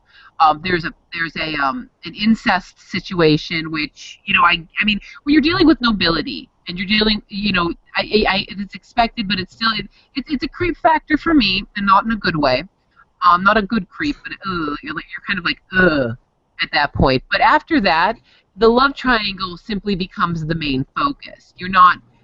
You do have some fight scenes, but the big kind of climax of the series happens halfway through it. And I think that's where the series kind of has its failing. It's leading up to this great story, and I feel like the middle of it, where the big climax happens, you find out who everyone was and who everyone is, and you find out everyone's darkest secrets. I feel like that should be the end of it. I feel like they shouldn't have continued it, or they should have just done one small story. It continues with more of a... They should have known when to end it. I have the same issue with. I'm not done. I have the same issue with the comic book Spawn. Actually, I'm a huge fan of the comic book Spawn. I've been collecting it since issue number 1. I still collect it, and it's like almost at issue number 300 now. However, I really stopped enjoying it at issue number 100, because at issue number 100, pretty much that was the end. I mean, that was it. Now it's just kind of what you doing now? I mean, so I totally understand where you're coming from. That in that that's one of the situations where story-wise the story ends, but the creators just don't want to quit, and it's called not knowing when to quit and not stopping while you're ahead. Yeah. Well, and I don't necessarily. This isn't one of those situations. The story did end. See, this is one of those situations where the creator felt the need to wrap every little loose end. Wrap everything up, tie up every little loose end, and that's what this is. And this is actually kind of common in manga. But like I said, the climax happened a little too soon, and after the climax happened, after you find out who everyone is, she goes from it being more of a mystery to a lot of it just becoming sexual tension. And I mean, I guess that's okay. How can that sexual tension work? But wait a minute, how can that sexual tension work if the climax happened too soon? I mean, wouldn't that just take away all the fun from the sexual tension? Well, I mean, and see, that's the thing. It's like once you know who everyone is, you're just like, well, now we know where this is going. But yeah, no, I exactly know what you mean. But with this story, a lot of people argue, no. There's a whole other part where you find out everything, but it's not nearly as sudden and as big and as over the top as the big battle in the middle. And it's drawn out a little too much, in my opinion. It does come down to, once again, tying up all of the loose ends, which is it's very common in shoujo manga. They tie up every little loose end. I mean, and this story does end. It ends a little too perfectly, for my opinion. I feel, and I'm not saying that everyone has a happy ending, because they don't. I mean, I'm of the opinion you don't have to tie up all the loose ends, but you don't have to leave plot holes either, because there are writers who leave things open without leaving open plot holes. And unfortunately, and you get that a lot in Vampire Knight. You get that a lot in manga as well, where the desire to make sure there isn't a plot hole means tying up every loose end and not really leaving anything to imagination. And I feel like there were certain things that should have been left to imagination. I want to go into more detail, but I don't want to ruin it, because the reveal is amazing. The reveal is absolutely amazing. You're like, oh my god, really? So it's like and like I said, I read the manga and I collected back when Shoujo Beat was still being released in the United States, which I miss. And like every other shoujo manga magazine, it went the way of the dodo. It has disappeared. It's gone to the grave. However you want to say. All of them they're all dead, in a bad way. And so that's one of those depressing things. But I collected every issue of this because I wanted to be so supportive, and I wanted, and all of my friends kept saying, no, read it online free. Like, no.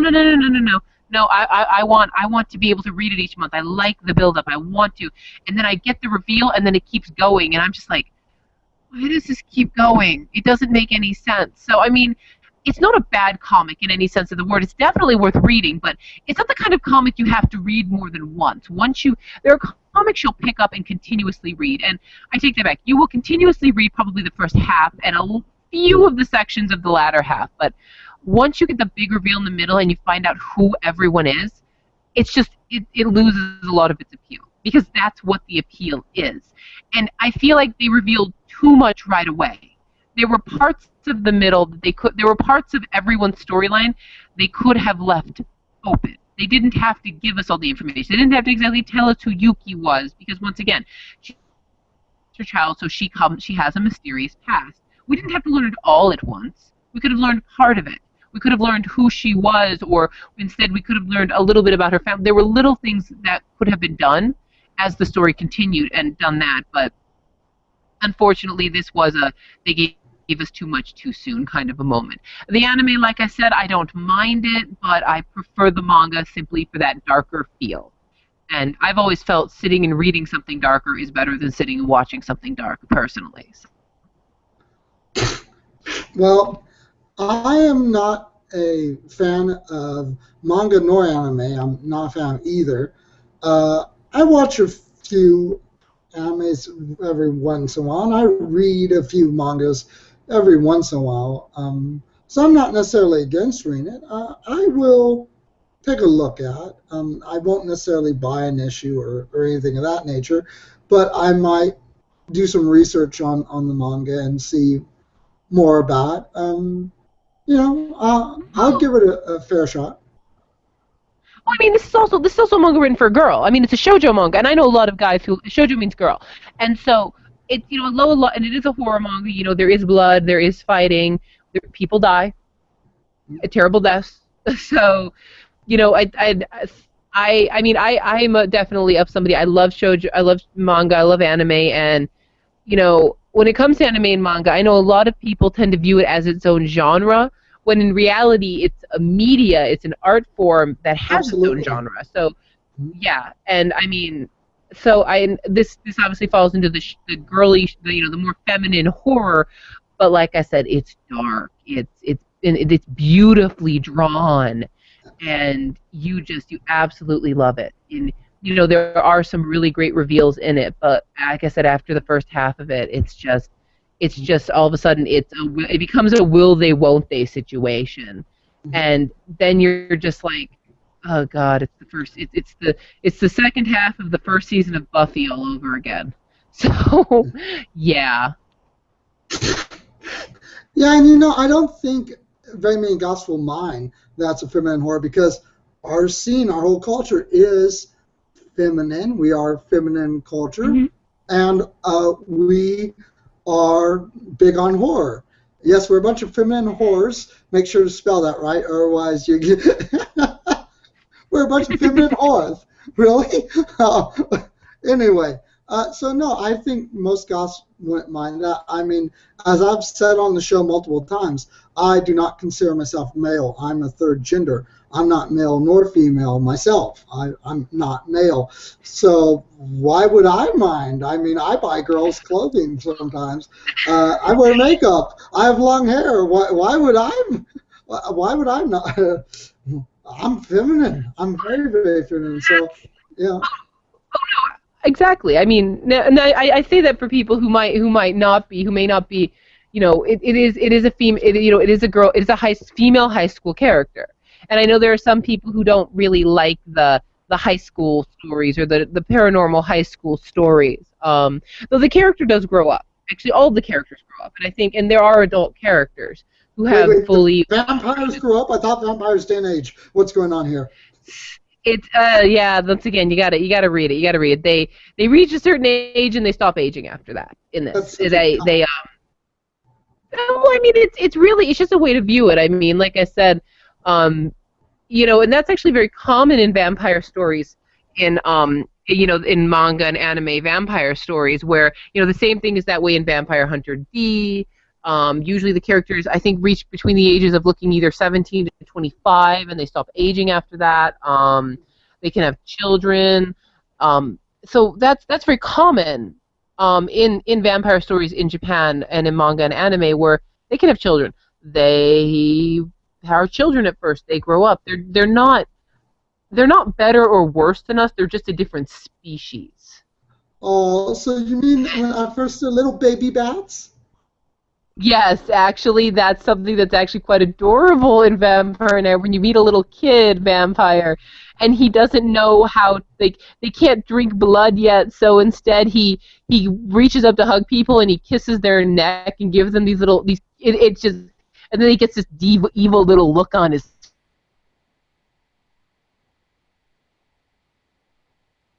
I absolutely adore that. I do love when they show child. You cut out with he gets this adorable little.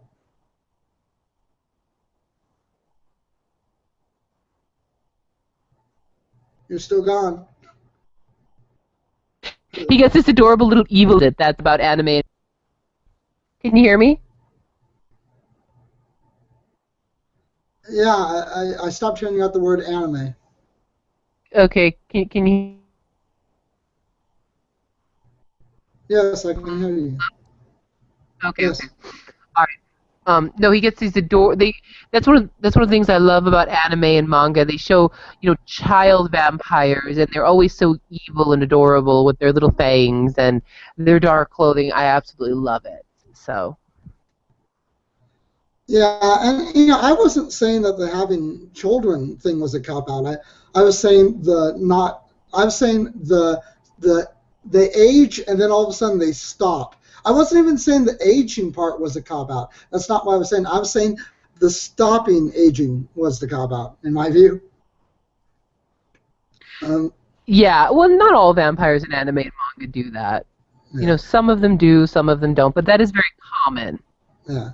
Well, see, I prefer the way that the old vampire stories explained the aging and not aging thing, and that was that vampires did age. They got older. They would actually look incredibly old, and then they would drink the blood of young people, of youths, usually virgins, and then they would de-age and grow younger to about the age of the person who they took the blood of, and then that would last for a little while.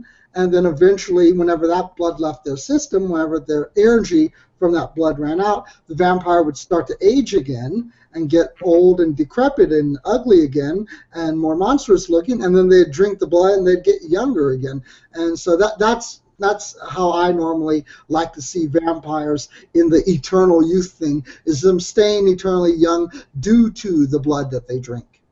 Yeah, well, see, that does make sense. I'm not going to lie. That is one of the things I do actually like those storylines, simply because, you can't really have logic to creatures that survive by drinking blood and live forever, but, you can try, and that's one of those moments where there is logic to it. And that's actually something that happens in an anime and manga series called Vampire Princess Miyu, which I'll hopefully eventually touch on here a little more, but she has to drink blood of young, beautiful people in order to survive. They have to be a certain level of attractiveness. They have to be within a certain age group, or it doesn't work, because she's eternally 14. So, yeah.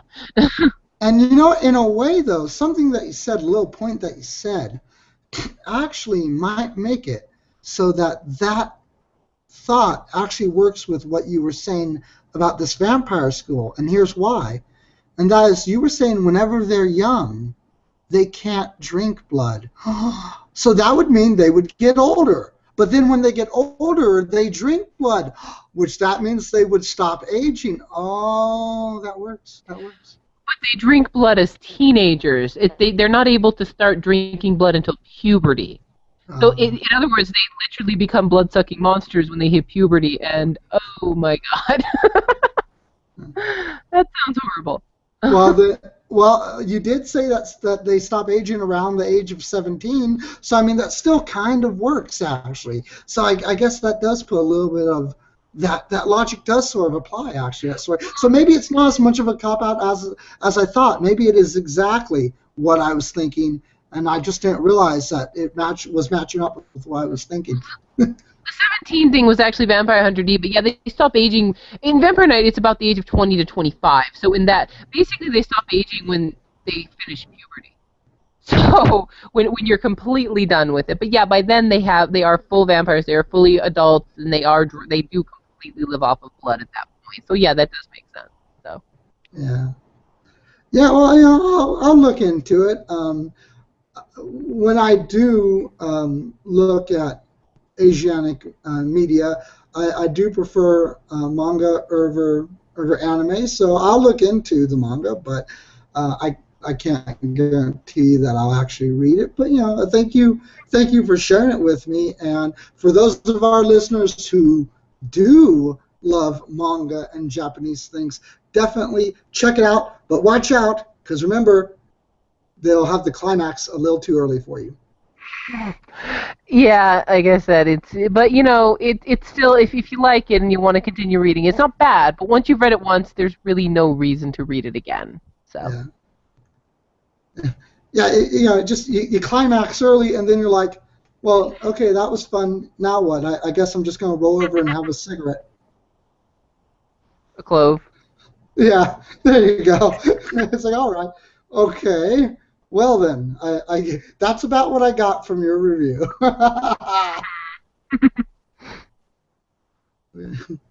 So,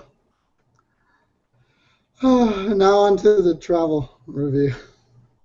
So I'm going to add a lot more to the travel review during the editing process. So I'm going to be talking about even more than what I'm going to be reading in this. Okay, but I will. In fact, I will, just like I did with the Coley stuff. I'm not actually going to tell you exactly what I'm going to do. I'm going to record my review.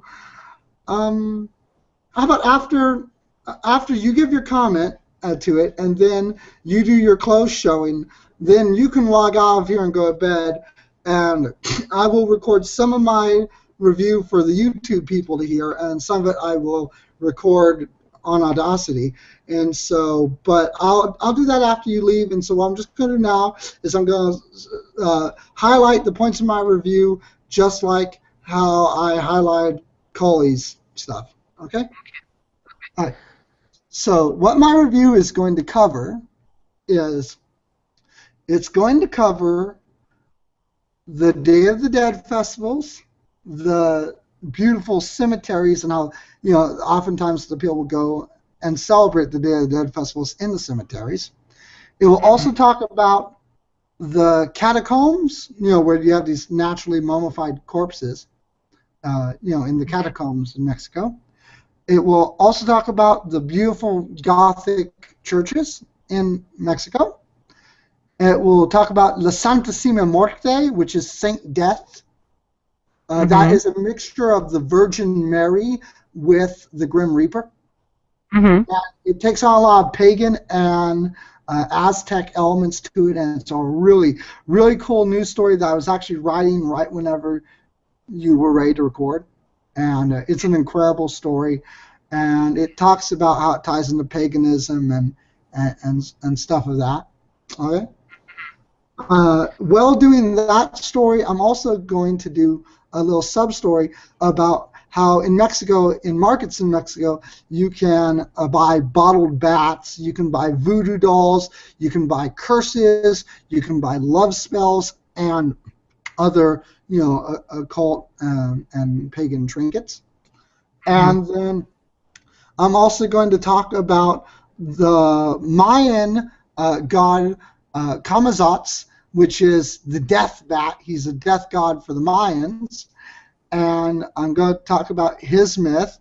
And then after that, I'm going to talk about the films of the Mexican Tim Burton, Guillermo del Toro. He did Hellboy, Pan's Labyrinth, The Devil's Backbone, Blade 2, etc. And he was born in Guadalajara, Mexico. And then didn't he grow up in Spain though? He spent a lot of time in Mexico too. Okay.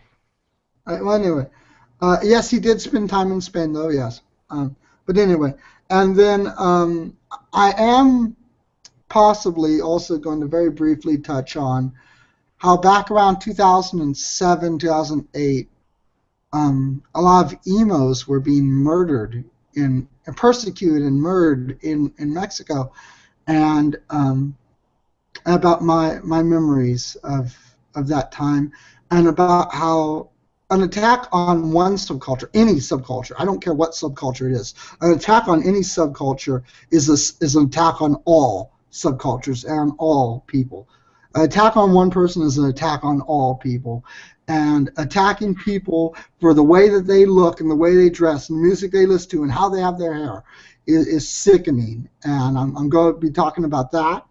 And I'm going to be telling people to anywhere in the world to be careful, because it's not just Mexico. Obviously, Sophie Lancaster was murdered in England, and so and a lot of goths were killed in the United States after the Columbine shooting. So so we need to be ourselves. We do also have to be careful, and we also have to promote tolerance and understanding.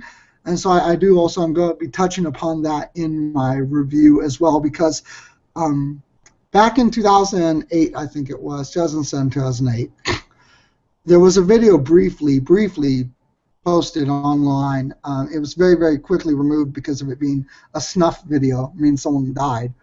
And it was a teenage emo girl in Mexico. And the video was taken by her persecutors on their cell phone. And they were pushing her and calling her names, in Spanish, obviously. And they were pushing her, and then they pushed her to the ground, and they started stepping on her, and then someone picked up a cinder block from somewhere nearby and smashed it on her head, and they started smashing the cinder block into her until a giant pool of blood went on the ground near her head, and she slowly stopped twitching. It very quickly was removed from the internet, but me and my collecting of Gothic news stories and of stories of persecution, I was one of the few people, because I get on these stories immediately whenever they happen. I was able to watch the video, and I save all of the news stories to my computer, and I still have that video on my computer of that emo girl being killed, and the tormentors, after they killed her, they uploaded the video to YouTube to giggle over the murder of this person. And a lot of other people were commenting in all languages, including English, commenting to the video, saying, "Yeah, that girl got what she deserved for being a fucking emo," and all that stuff. And it's just horrific. And I feel I can't do a story about Mexico without touching upon that moment, because I think when it comes Go ahead. Because even though she was an emo and not a goth, it doesn't matter. Besides, for those elitists who go, emo, goth, blah, blah, you know what? There is so insanely little difference between the two. I mean, there's about as much difference between emo and goth as there are between goth and metalhead, or goth and steampunk. So you know what? No, it's not acceptable, and it totally is a story worth telling. Go ahead. Well, and I think, I was going to say, I think, when you're dealing with any kind of street harassment, in my opinion, in my theory, not my opinion, in my experience, and part of this not only comes from being a goth, but also being a woman. And I'm sure that I think being emo was probably part of the reason she was harassed. I have a feeling part of it was also because she was a woman. Because women usually are targeted for street harassment. So and I've noticed, and I'm not saying male goths don't get it just as much, because they do, but I can say in experience that unfortunately you're not, and you're dealing with people who, a bully's a bully, and unfortunately they're going to find a way to harass anyone. They're going to nitpick, and they're going to find a reason to pick on someone, and I hate, it's sick, and I hate it. But unfortunately, I think part of the thing most people can really do in a situation like that is really just to be able to tell other people, reach out and be the people, be the people to step up when other people are getting harassed and to say, that's not cool. And I think especially if you're not of the group getting harassed, you have to be the ones to stand up, because a bully is only a bully if there's a bully. A bully is only somebody who bullies someone weaker. That's what it comes down to.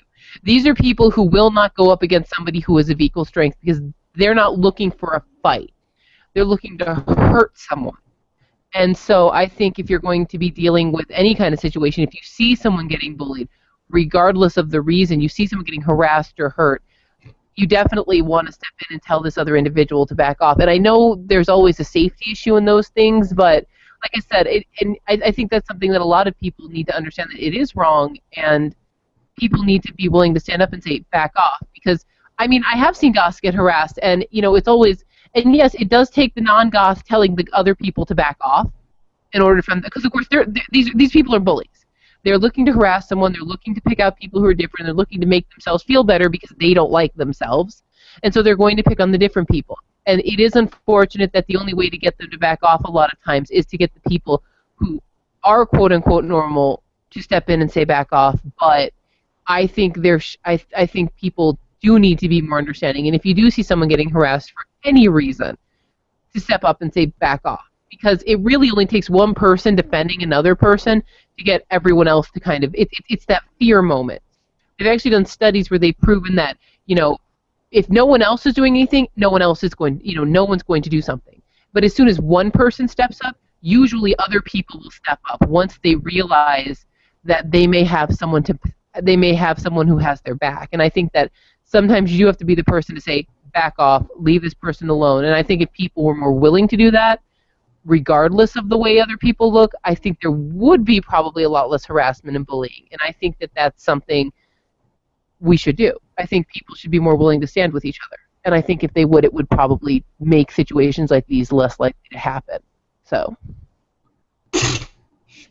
And something that this reminded me of, something that most people don't remember and that I don't talk about much, and that is, for those who caught the Sophie Lancaster story before she died, and I did, I was one of the people who was hoping that her and Rob would pull out and be okay, and of course Rob did pull out, but she didn't. But I caught the Sophie Lancaster story while she was still alive. In fact, I caught within hours after it happened, like literally it happened like 5 hours before I found out about it. And what a lot of people have totally forgotten is that actually the people who murdered Sophie and who beat Rob, they actually used their cell phones to record that attack too, and they also posted on YouTube. And people also said, good, kill those guys. That's what they deserve.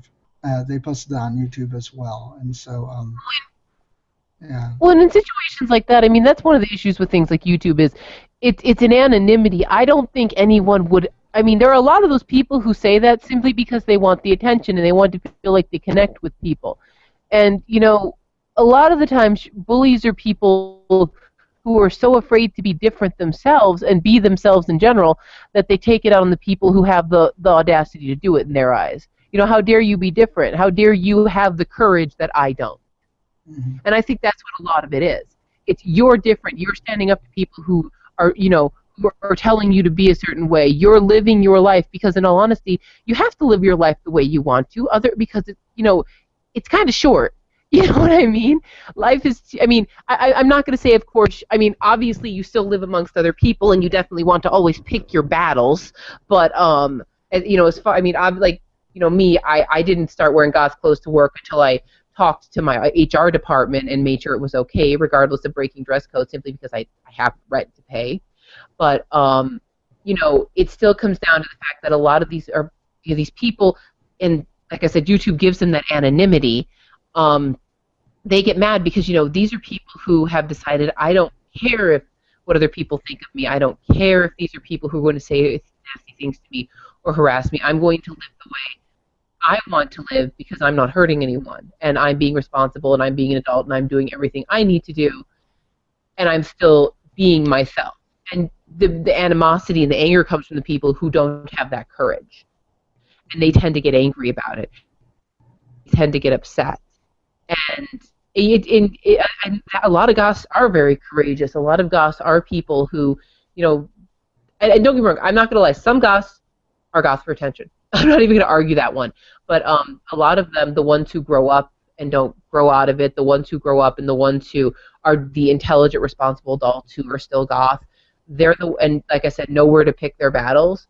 They're the ones, you know, everyone really hates because they've proven that you can be different and you can deviate from the norm and you can still be a, you know, the world's not going to end. You know what I mean? And you know, it's on most goths I know, and it's so funny because goths are the least likely people, statistically speaking. If you're that worried about someone going crazy and killing someone, don't look for a goth, because statistically speaking, people who are going to hurt someone look like everyone else. So people have this fear of goths because they're different, but it's like, why? You know, Jeffrey Dahmer looked like everyone else. You know, Ted Bundy looked like everyone else. Jack the Ripper, they still don't know who he was because he looked like everyone else. And that's what it comes down to. The most dangerous people are the ones who don't have it in them to deviate from the norm. But people who do deviate are viewed as dangerous because we're different. And so you see these things, and it is sickening. But in the same vein, you know, it's horrible that these people died, but, you know, unlike their attackers, they died being themselves and not being afraid to be themselves. And I think that's the most important thing to take from that. Mm-hmm. Okay, so now that I think that's actually going to be its own little separate segment from the Mexican zone. So that was beautiful, but we do no, my fault. My fault, because it really is its own story, but it happened in Mexico, and because I've seen that video, and I do still go through my archives, and I've seen it more than once, and a lot more recently than when it happened, so it haunts me sometimes. But anyway, that's my own problem, really. So okay, so I'm going to read, just very quickly say what the Mexico review is, and you can review that, and then you can do your closing after you're done reviewing that, okay? Okay, yeah, sorry. Okay. No, it's fine, my fault. So the Day of the Dead, the beautiful cemeteries, the catacombs, that's where they stand the people up underground in these dugout caverns, and then they mummify it. Then you walk through it and you can see mummies underground, the catacombs, the churches, La Santissima Morte, Saint Death, which is a veneration of a female Grim Reaper figure, and then also about the Mayan god Kamazatz, who is the death bat. And then also about how you can get buy bats, voodoo dolls, curses, love spells in Mexico. I want you to give a response to that, and then after that, after you give your full response to that part, then I want you to give a total separate response about Guillermo del Toro. Okay? Okay. Well, I mean, I was raised Catholic. So, I mean, this stuff isn't really different. You know, it's not odd to me, because, I mean, a big part of the darker and the death stuff with Mexico isn't just the native culture. It's the Catholic side of it. My friend Adriana, who grew up in Mexico, she actually, her family owned a lot of land in the town she grew up in, and a very large portion of the cemetery was actually her family's cemetery. And they had a pagoda and picnic table set up, and on every Sunday night they would eat in the cemetery with their family, because it was family dinner. It was a Sunday night dinner with the family. And she is an alternative individual, but her family, a lot of her family members aren't, but that's just a part of that, where that's a big part of being Catholic. You get situations like that. New Orleans, once again, a very Catholic city. The Catholicism, of course, but then you're mixing a lot of the darker native situations, like the Aztecs, of course, were obviously very big on human sacrifice. So anytime you have dealing with a culture, a religious culture, as the Catholics are, that are very much death obsessed, and then you're mixing it in with a culture of people who, once again, there is a lot of death obsession. There's a lot of darker, angry gods in the Aztecs. That's very common there as well. One of the great things about, so you get that there, and it's this interesting mix. And it makes a very, very interesting culture because you have both those coming in. And interestingly enough, once again, the love spells and everything are obviously from the pagan aspects, but you also, like I said, with Catholics, that's not uncommon. Catholics have patron saints. Catholics, they'll pray to a saint for love. They'll light a candle for love. These are all very pagan things. So, which it makes sense. Catholicism is the first Christian religion, and it came at a time when Christianity, when only there was paganism. So it makes sense that Catholicism would mix so well with these pagan roots. And Catholicism is a very dark religion. Everything is wrong. Everything is sending you to hell. So, I got expelled from Catholic school because which means I'm going to hell. So, yeah. And so I'm not surprised it's so dark. And it sounds like a very interesting place to live. I've definitely had a lot of friends who've actually moved down to different parts of Mexico. And I would definitely like to visit the different scenes in Mexico because what a lot of people, especially in the United States, don't realize is Mexico is a very large country. It is. It's like the 6th largest country in the world. And on top of that, it's a mix of races. Everyone assumes Mexican is a race, but it really isn't. It's a country. It's people from Mexico. It's like Americans are from America, but we're not all the same color. We're all the same race, and that's how it is in Mexico as well. You have people who are, Chinese Mexicans, Black Mexican, African Mexicans, Caucasian Mexicans, European Mexicans, and you get that mix there, just like you do in most Western countries, in most northern hemisphere countries. Yeah, yes, exactly. There are Oh, you're cut out. There are reservations. Sorry. There are reservations down there. Hold on. Let me walk a few places. Can you hear me now? Yeah. Can you hear me? Remember, just saying, can you hear me? That doesn't help. You'd have to speak for like 3 minutes for me to know. Okay, can you hear me right now? Am I cutting out right now? Can you hear me? Still cutting in and out. Okay, hold on. Let me make some adjustments. Okay. Is that better? Can you hear me now? Is this okay? I hope so. Just go ahead. Okay. All right. I sat somewhere else. So, and so you get, so on top of that, you get a big mix of cultures anyway. So, that's one of the really interesting things about the Mexican culture. I'd really like to go down, like, Mexico City is built on a bunch of Aztec ruins. It's nothing but Aztec ruins and Incan ruins and the ruins from these different places. So you have and it's all just incorporated into the city. The city is built. Mexico City is literally built on an ancient native city. So and I think that's where a lot of the darker culture comes from because you have these ancient cultures that were so death obsessed. They mummified, they sacrificed, and everything about them is everywhere. So I think that's one of the interesting things, all the darker aspects as well that you get with Mexico. So. Yeah. That's it. That's my opinion. That's good. All right. So, Guillermo del Toro. Guillermo del Toro. Yeah, I like Guillermo del Toro. I like a lot of it. I don't like some of his whimsy. He can get a little whimsical sometimes. I'm not a fan of whimsy. I like my dark to be my dark, and the end of Pan's Labyrinth, it was dark, but it was a little too whimsical for me. I liked it for what it was, but I definitely like his movies like Mama. I liked the first Hellboy a lot. The second one, it was okay. My only issue with it was there were moments that were a little too cliched for me. I thought it was beautifully done, but there was a moment in it where, that whole, I challenge Prince Nuada, and I'm like, okay, we knew that was coming. The second we heard the challenge halfway through the movie. So sometimes he gets a little cliched, but I definitely like the darker aspects he has of it. You get Mexican aspects, but you also get a lot of Spanish aspects. He spent time both in the living on the Iberian Peninsula and of course living in Mexico. So I think you definitely get a lot of the old world fae versus the more Victorian fairies that we've become so accustomed to. And you see that especially in Hellboy 2.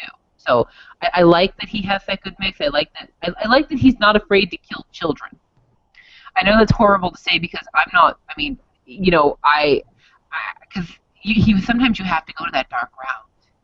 Sometimes you have to go there, and he acknowledges the fact that innocence is going to die sometimes, and he doesn't kill them in horrible ways, and he doesn't do it very often. But he's not afraid to have that representation of innocence dying. And that's one of the things I like about him because I think far too often you get either it's happening for shock value or you have directors and writers who won't do it. And he does it, but he does it in a way. Wait, you cut out. And directors and writers who what? And you have directors and writers who either they won't do it because they feel it's wrong and there's a censor issue, or you have directors and writers who do it sheerly for shock value. And he doesn't do either of those.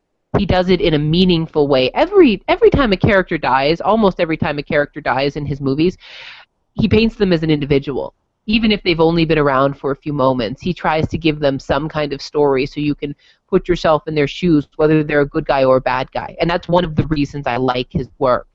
You know, all the deaths, everything has meaning in it. And I think there's definitely a lot of symbolism that if you're more familiar with a lot of the Catholic culture, and especially the Mexican culture, you see it more. So. And you know what? Also showing the death of a child could be the death of innocence. It could be the death of childhood and entering into the world of adulthood. And those are actually some beautiful metaphors. Mm-hmm. And like I said, he gives it meaning. He doesn't just do it for shock value, and he doesn't avoid it entirely. When a child dies in his movies, when anyone dies, but especially children, there's a reason for it. It's not just sheer shock, you know, oh, someone got shot, or, oh, this, you know, everything has meaning in what he does, and I think that's what makes him such a great director. So, yeah. I also like the fact that he's willing to make movies that have tragic endings and movies that haunt you and disturb you, and that's something that I really enjoy in movies, and that so very few movies are willing to do. Yes, I agree with that, and he doesn't try to disturb you in a shock value way. What he does is he's trying to make you think, and that's what I like about it. It's disturbing because you're going to sit there and you're going to dwell on the story, and you're going to dwell on different plots, and you're going to dwell on where it went and where it could have gone and its meaning. And if you're going to think, I think that's how you should. If you're going to dwell on a movie, something's going to disturb you. It should disturb you into thinking deeply, not just being afraid. And he's very good at that. Yeah, and like, you know, so often these days, so many films don't go into certain areas because everyone wants a feel-good film. Everyone wants to leave the theater happy and smiling. And yet, you know what? That takes away films from what they were originally intended to be as an art form. And they can still become an art form. And so whenever you can make a film that as disturbing as Pan's Labyrinth was, that to me is a good thing, because that film, Pan's Labyrinth, at least for me anyway, was a very disturbing film, and I love films that do that. It was a film that I did not see it in the theaters. I bought it on DVD, but I can imagine no one probably left that theater smiling. I did. And I left smiling because I enjoyed the movie so much. Oddly enough, I also had a crick in my neck because there was nowhere to sit but the front row, and you're reading subtitles on top of it because it's Spanish. So I was leaning very far back, and I was like looking at the picture, and then I looked down. It was actually very difficult to do, but I mean, so even in that terrible situation, I still loved the movie. But that, we also, yeah, we do live in an era of feel-good movies. I think we live in an era of feel-good movies, and we live in an era of shock movies, of shock horror. And I hate shock horror simply because, and torture porn horror. And I don't agree with that because, once again, there's no, yes, terrible things happen without purpose and meaning in the world. So I'm not going to argue that. But the whole point of a movie being an art form, as you said, is that it's supposed to make you think, not just make you pointlessly afraid, like the Hostel movies. A lot of people I know were like, I'm never going to Eastern Europe, and I'm like, that movie is such BS. You don't understand. They were playing, the people who made this movie, Eli Roth was playing on your fear of leaving. Of leaving your own culture. That was where that came from. He was playing on your fear of, oh, what's that word I'm looking for? Not agoraphobia. When you're afraid of other cultures coming in. Do you know what word I'm talking about? I know what you're talking about, but no, I don't know the word. I can't think of the word. He's playing on he's playing on Americans' fear of other cultures and other countries and of immigrants, and that was what he was, and of leaving their comfort zone. And I appreciate that to a certain extent, but I feel like you either have the pointlessly feel good movies or you have the shock horror and the torture porn horror. And for him to create a movie that can be feel good and freaky and frightening and still make you think, because to me Pan's Labyrinth does make you think, but it is also feel good. Same with the first Hellboy. Once again, there is a feel good aspect to it, and there is some whimsy, but it's also very dark. I mean, I do like that he goes the whimsy route. Sometimes he overdoes it. I mean, it's not like he's Stephen Moffat or anything where everything has to be whimsical, but he definitely knows how to play it, and that's what I like about him. So. Yeah. And have you seen Guillermo del Toro's film The Devil's Backbone? I have not seen that one yet. I haven't actually had a chance to view that one. I do want to see it. Recently saw Mama. I saw Don't Be Afraid of the Dark. I've seen Pan's Labyrinth. I've seen both Hellboy movies. And see that's the thing. He's not afraid to use innocence to scare, and that's one of the things I like. And he's definitely willing to go there. And I do like that he doesn't necessarily paint children as being completely innocent. I also enjoy that I also like that he paints children as people and as individuals, and not just a group of stupid children or people who are smarter than the adults. The children are people, and therefore some are smarter, some are dumber, some, it's as simple as that. And I like that. Well, something that a lot of people in the United States don't know is that is that Pan's Labyrinth is actually the sequel to The Devil's Backbone. A lot of people are, what? Pan's Labyrinth is a sequel? Yes, it is a sequel. Pan's Labyrinth is the sequel to Devil's Backbone. And what Devil's Backbone is about so it's set 10 years before Pan's Labyrinth, and it is set in Spain, just like Pan's Labyrinth, and it takes place at a school in Spain, and the children there start to see ghosts and start to have poltergeist activity where the ghosts are harming the children.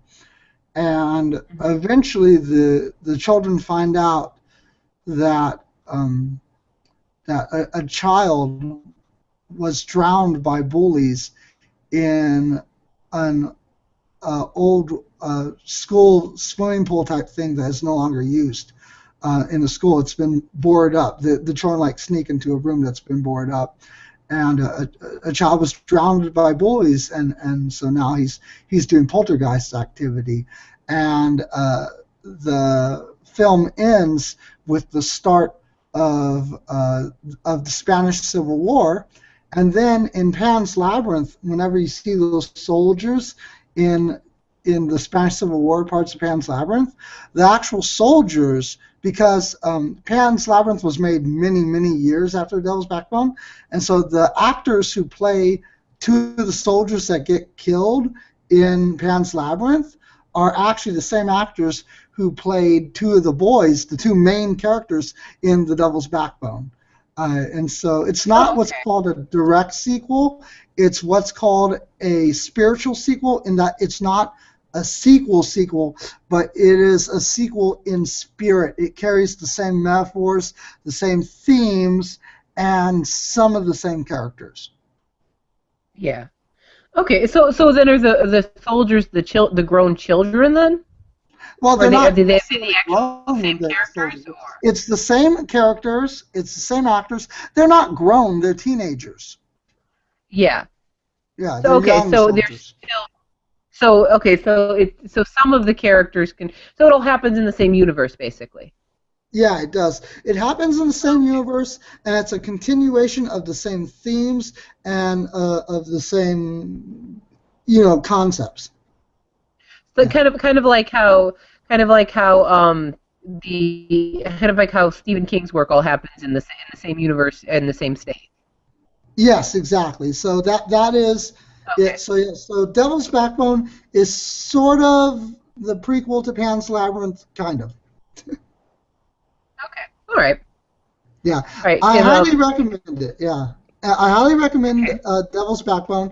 And but again, it's like Pan's Labyrinth, and if you want a feel-good movie and a movie that will make you happy, probably not Devil's Backbone. It gives the exact same feel that Pan's Labyrinth does, but with whereas Pan's Labyrinth has this horrific war mixed with whimsy of a little girl's fantasies, whereas that's what's in Pan's Labyrinth. What's in the Devil's Backbone is it is a horrible condition of a school mixed with a poltergeist activity mixed with the start of that same war. So there's less fancy. So if you like Guillermo del Toro's work, but you feel that his work is a little too whimsical for you, you probably want to watch The Devil's Backbone because it's Pan's Labyrinth without any of the whimsy.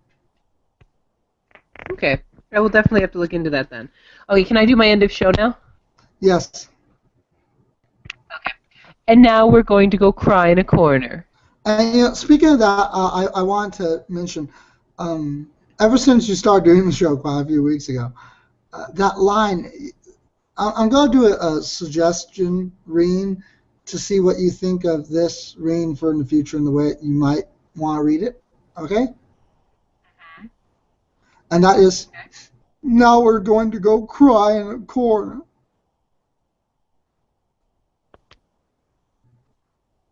I'm not sure I can sound that. I can try. Well, I've basically, never actually here's the heard the joke. end of show. Yeah, no, I understand. So Mhm. here's the joke, okay? And the joke is that the show is over, so we're sad, we're mourning, we're almost to a point of being suicidal. That is the joke in that is that the show's over. You know, you've just listened to a morning Kind of like show. Now we're going to cry in a corner, and then Collie would say, "I'm feeling blue." Yeah, okay, I can put a little more into it. Now we're going to go cry in a corner. there you go. That's perfect. All right. Yeah, so yeah, Yeah. for the future, that's supposed to sound like that. Okay. Yeah, All right. I'm gonna go. I'm gonna log out though because I gotta get some sleep. Okay. yeah, it's 12:56. So you I'll talk to sleep. you later. Yeah, and I'm going to entertain our YouTubers by doing some of my review of Mexico um, for them. Okay. Not All all of right. it because it's not. We'll post when everything's done and edited for me so I can listen to it. Okay. Yeah, sure. I hope you enjoy the show. This is going to be like the first episode in that. This is going to be like a 3 or 4 hour show. This is going to be a good show. Yeah. Yeah. I think it'll definitely be one that'll be worth listening to. But I'm gonna. I'm sorry. I'm tired. Have fun. I will talk to you later. Okay. Bye. Have fun. Good night. Okay, so now she is gone, my YouTube listeners. She's gone on to a better place. She's gone on to her eternal rest. Anyway, I'm going to do a little bit. Most of the Mexico review I'm actually going to do off of this and hope to get it right there by Saturday. That's why we moved it from Friday to Saturday, is because it's just too much to get in. Not just this, but in our shows too. But anyway, so here we go. I'm just going to read some of it right now so it's easier for me to edit in later. In Mayan mythology, there was the god Kamazats, which means death bat in the Quiche language. In Mesoamerica, the bat was associated with night, death, and sacrifice. In the Popol Vuh, Kamazots are the bat-like monsters encountered by the Mayan hero twins Hunahpu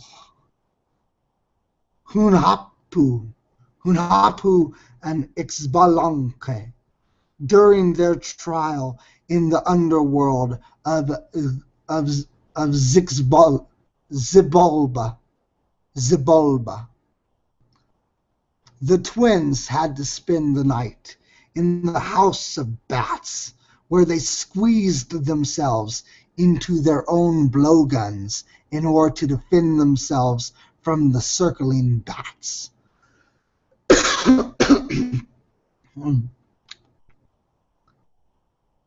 Hunahpu stuck his head out of his blowgun to see if the sun had risen, and Kamazatz immediately snatched off his head and carried it to the ball court to be hung up as the ball to be used by the gods in their next game. There we go. There's that little bit on that.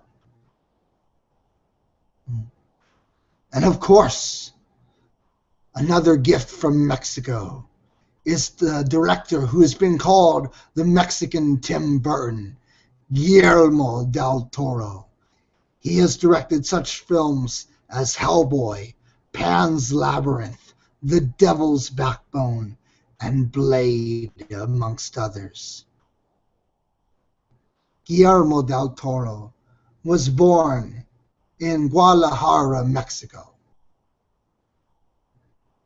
I'm going to also try another intro for that.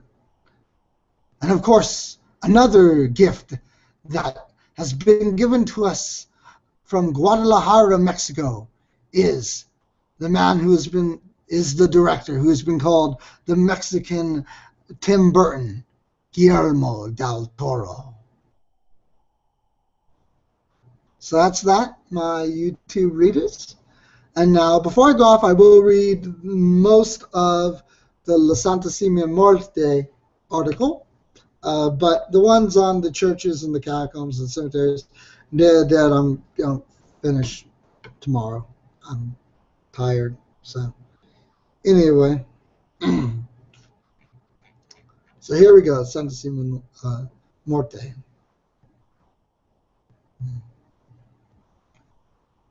Another dark and macabre figure from the cultures within Mexico is Nostra Senora de la Santa Simia Muerte, or colloquially, where'd my drink go?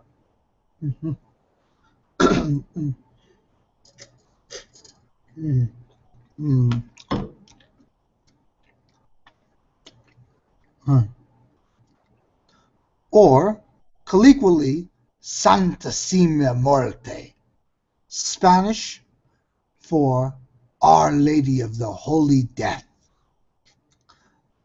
is a female folklore saint venerated primarily in Mexico and the United States, a personification of death. She is associated with healing, protection, and safe delivery to the afterlife by her devotees, not sanctioned by the Roman Catholic Church. Her devotion arose from popular Mexican folk belief, a syncretism between indigenous Mesoamerican and Spanish Catholic beliefs and practices. Since the pre-Columbian era, Mexican culture has maintained a certain reverence towards death, which can be seen in the widespread commemoration of the syncretic Day of the Dead, Los Días de los Muertos. Elements of that celebration include the use of skeletons to remind people of their mortality, also known as a memento mori. The devotion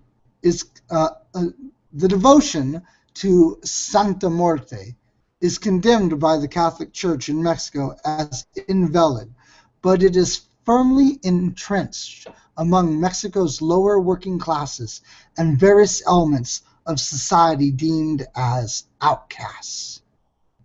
Santa Muerte generally appears as a female skeletal figure clad in a long robe and holding one or more objects, usually a scythe and a globe.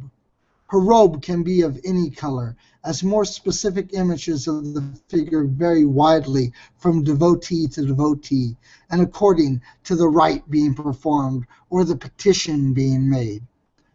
As the devotion of Santa Morte was clandestine until the 20th century, most prayers and other rites have been traditionally performed privately in the home. However, for the past 10 years or so, devotion has become more public, especially in Mexico City after Enrique Ramirez initiated her famous Mexico City shrine in 2001.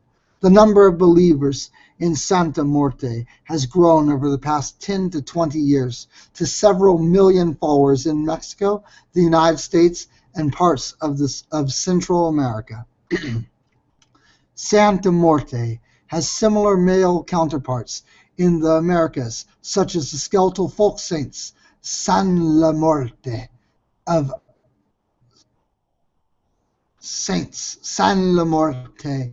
of Argentina and Rey Pascual of Guatemala. I prefer to call her Santissima Muerte, which translates to Most Holy Death, a name many devotees often call her. Though Santa Morte is also known by a wide variety of eponyms: Lady of the Shadows, Senora de las Sombras, the Skinny Lady, La Flagita, the Bony Lady, La Husada, the White Lady, La Senora Blanca, the White Sister, La Hermana Blanca, Black Lady, Senora Negra, the Pretty Girl, La Nina Bonita, the Powerful Lady, La Dama Poderosa, and the Godmother, La Madrina. The precise origins of the devotion to Santa Morte are a matter of debate, but it is most likely a syncretism between Mesoamerican and Spanish Catholic beliefs. Mesoamerica had always maintained a certain reverence towards death, which manifested itself among the religious practices of ancient Mexico, including in the Aztec religion.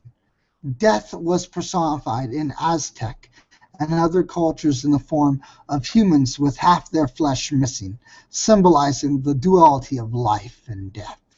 From their ancestors, the Aztecs inherited the gods Mictlantecutli and Mictecacatl, the Lord and Lady of Mictlan, the realm of the dead.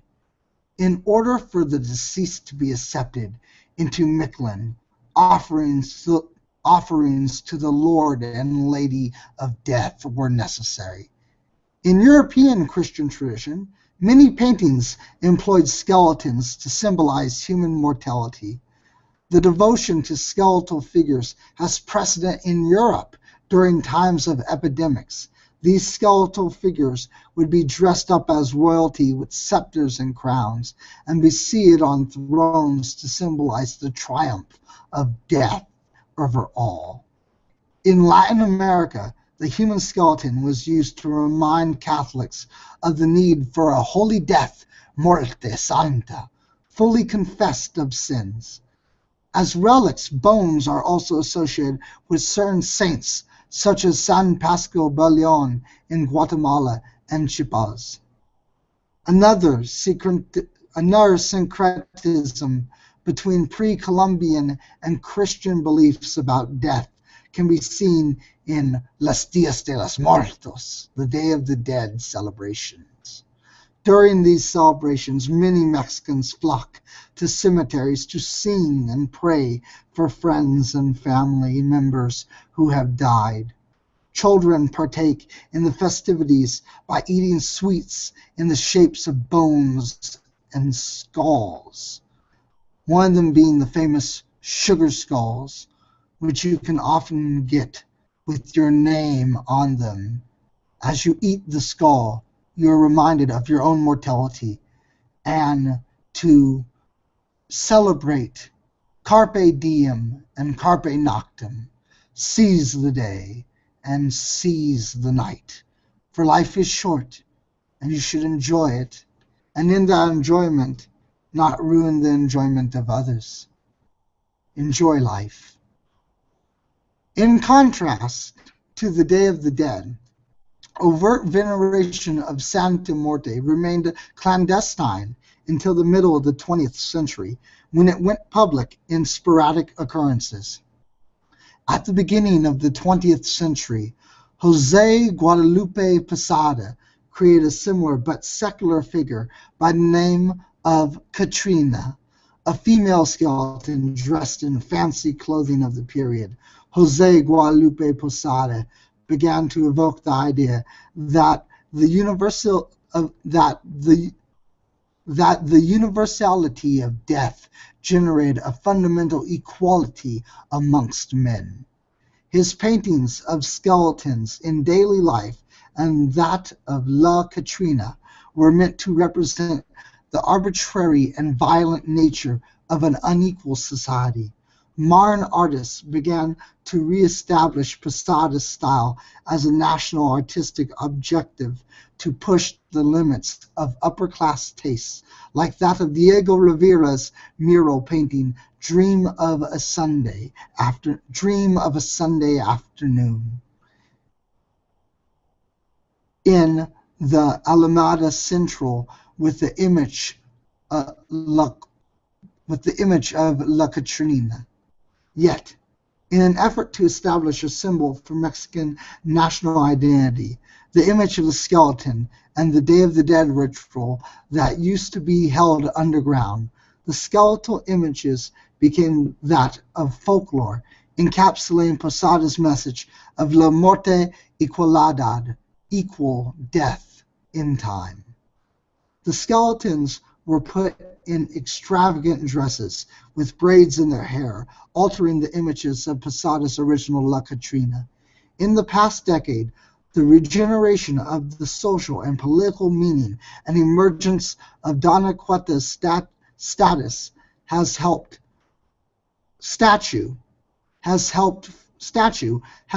form the modern devotion to Santa Morte.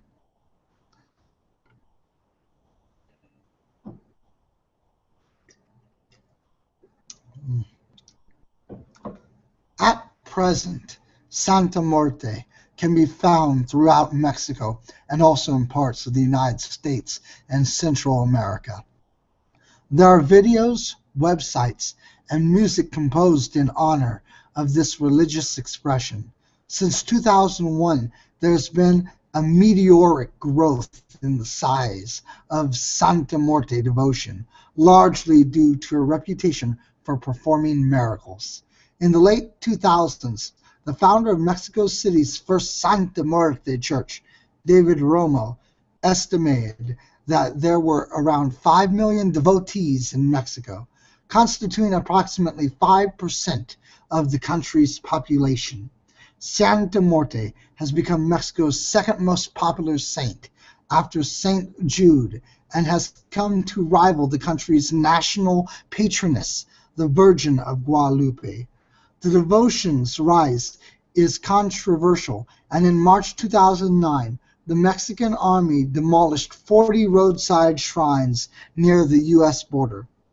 Although there are other death saints in Latin America, such as Argentina's San La Muerte, Santa Muerte is the only female saint of death in either South or North America.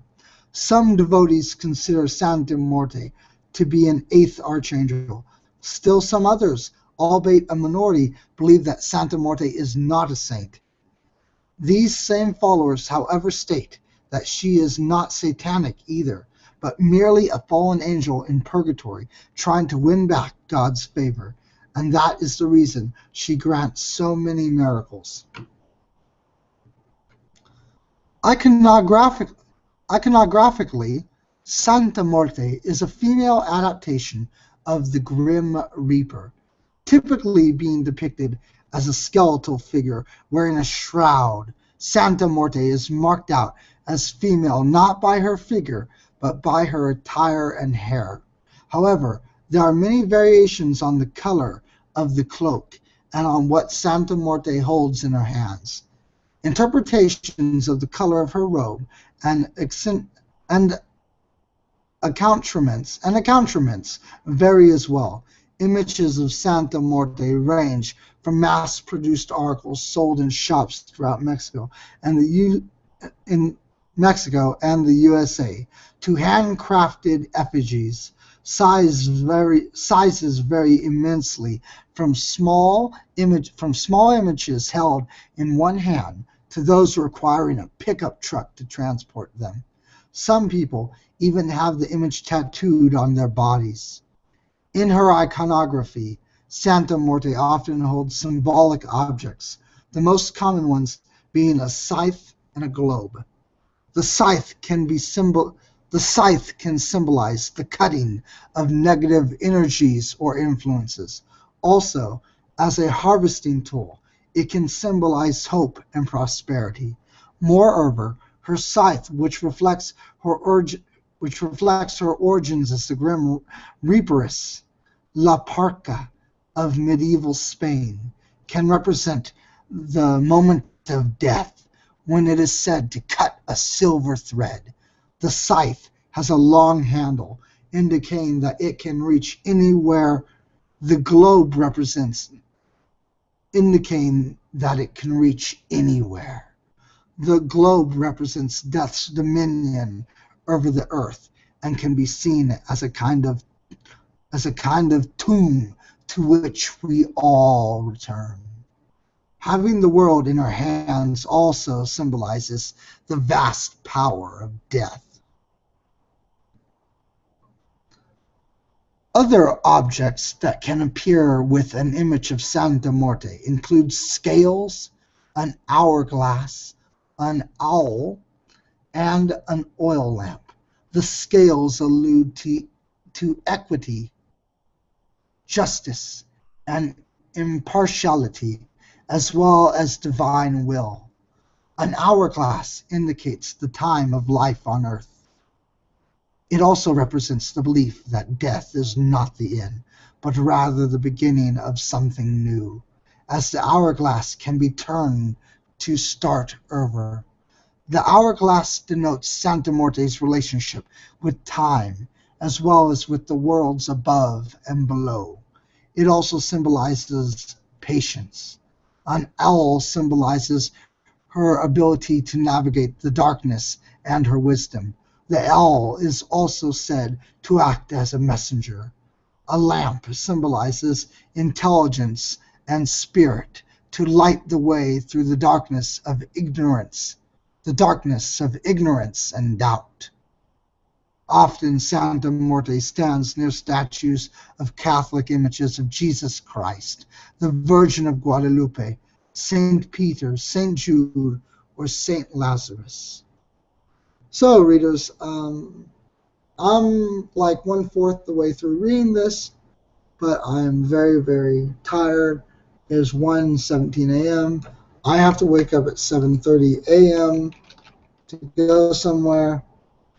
So, I hope you've enjoyed the show. I hope you will enjoy the edited, more finished version. And I hope you have a very good night. So, good night, and sweet nightmares.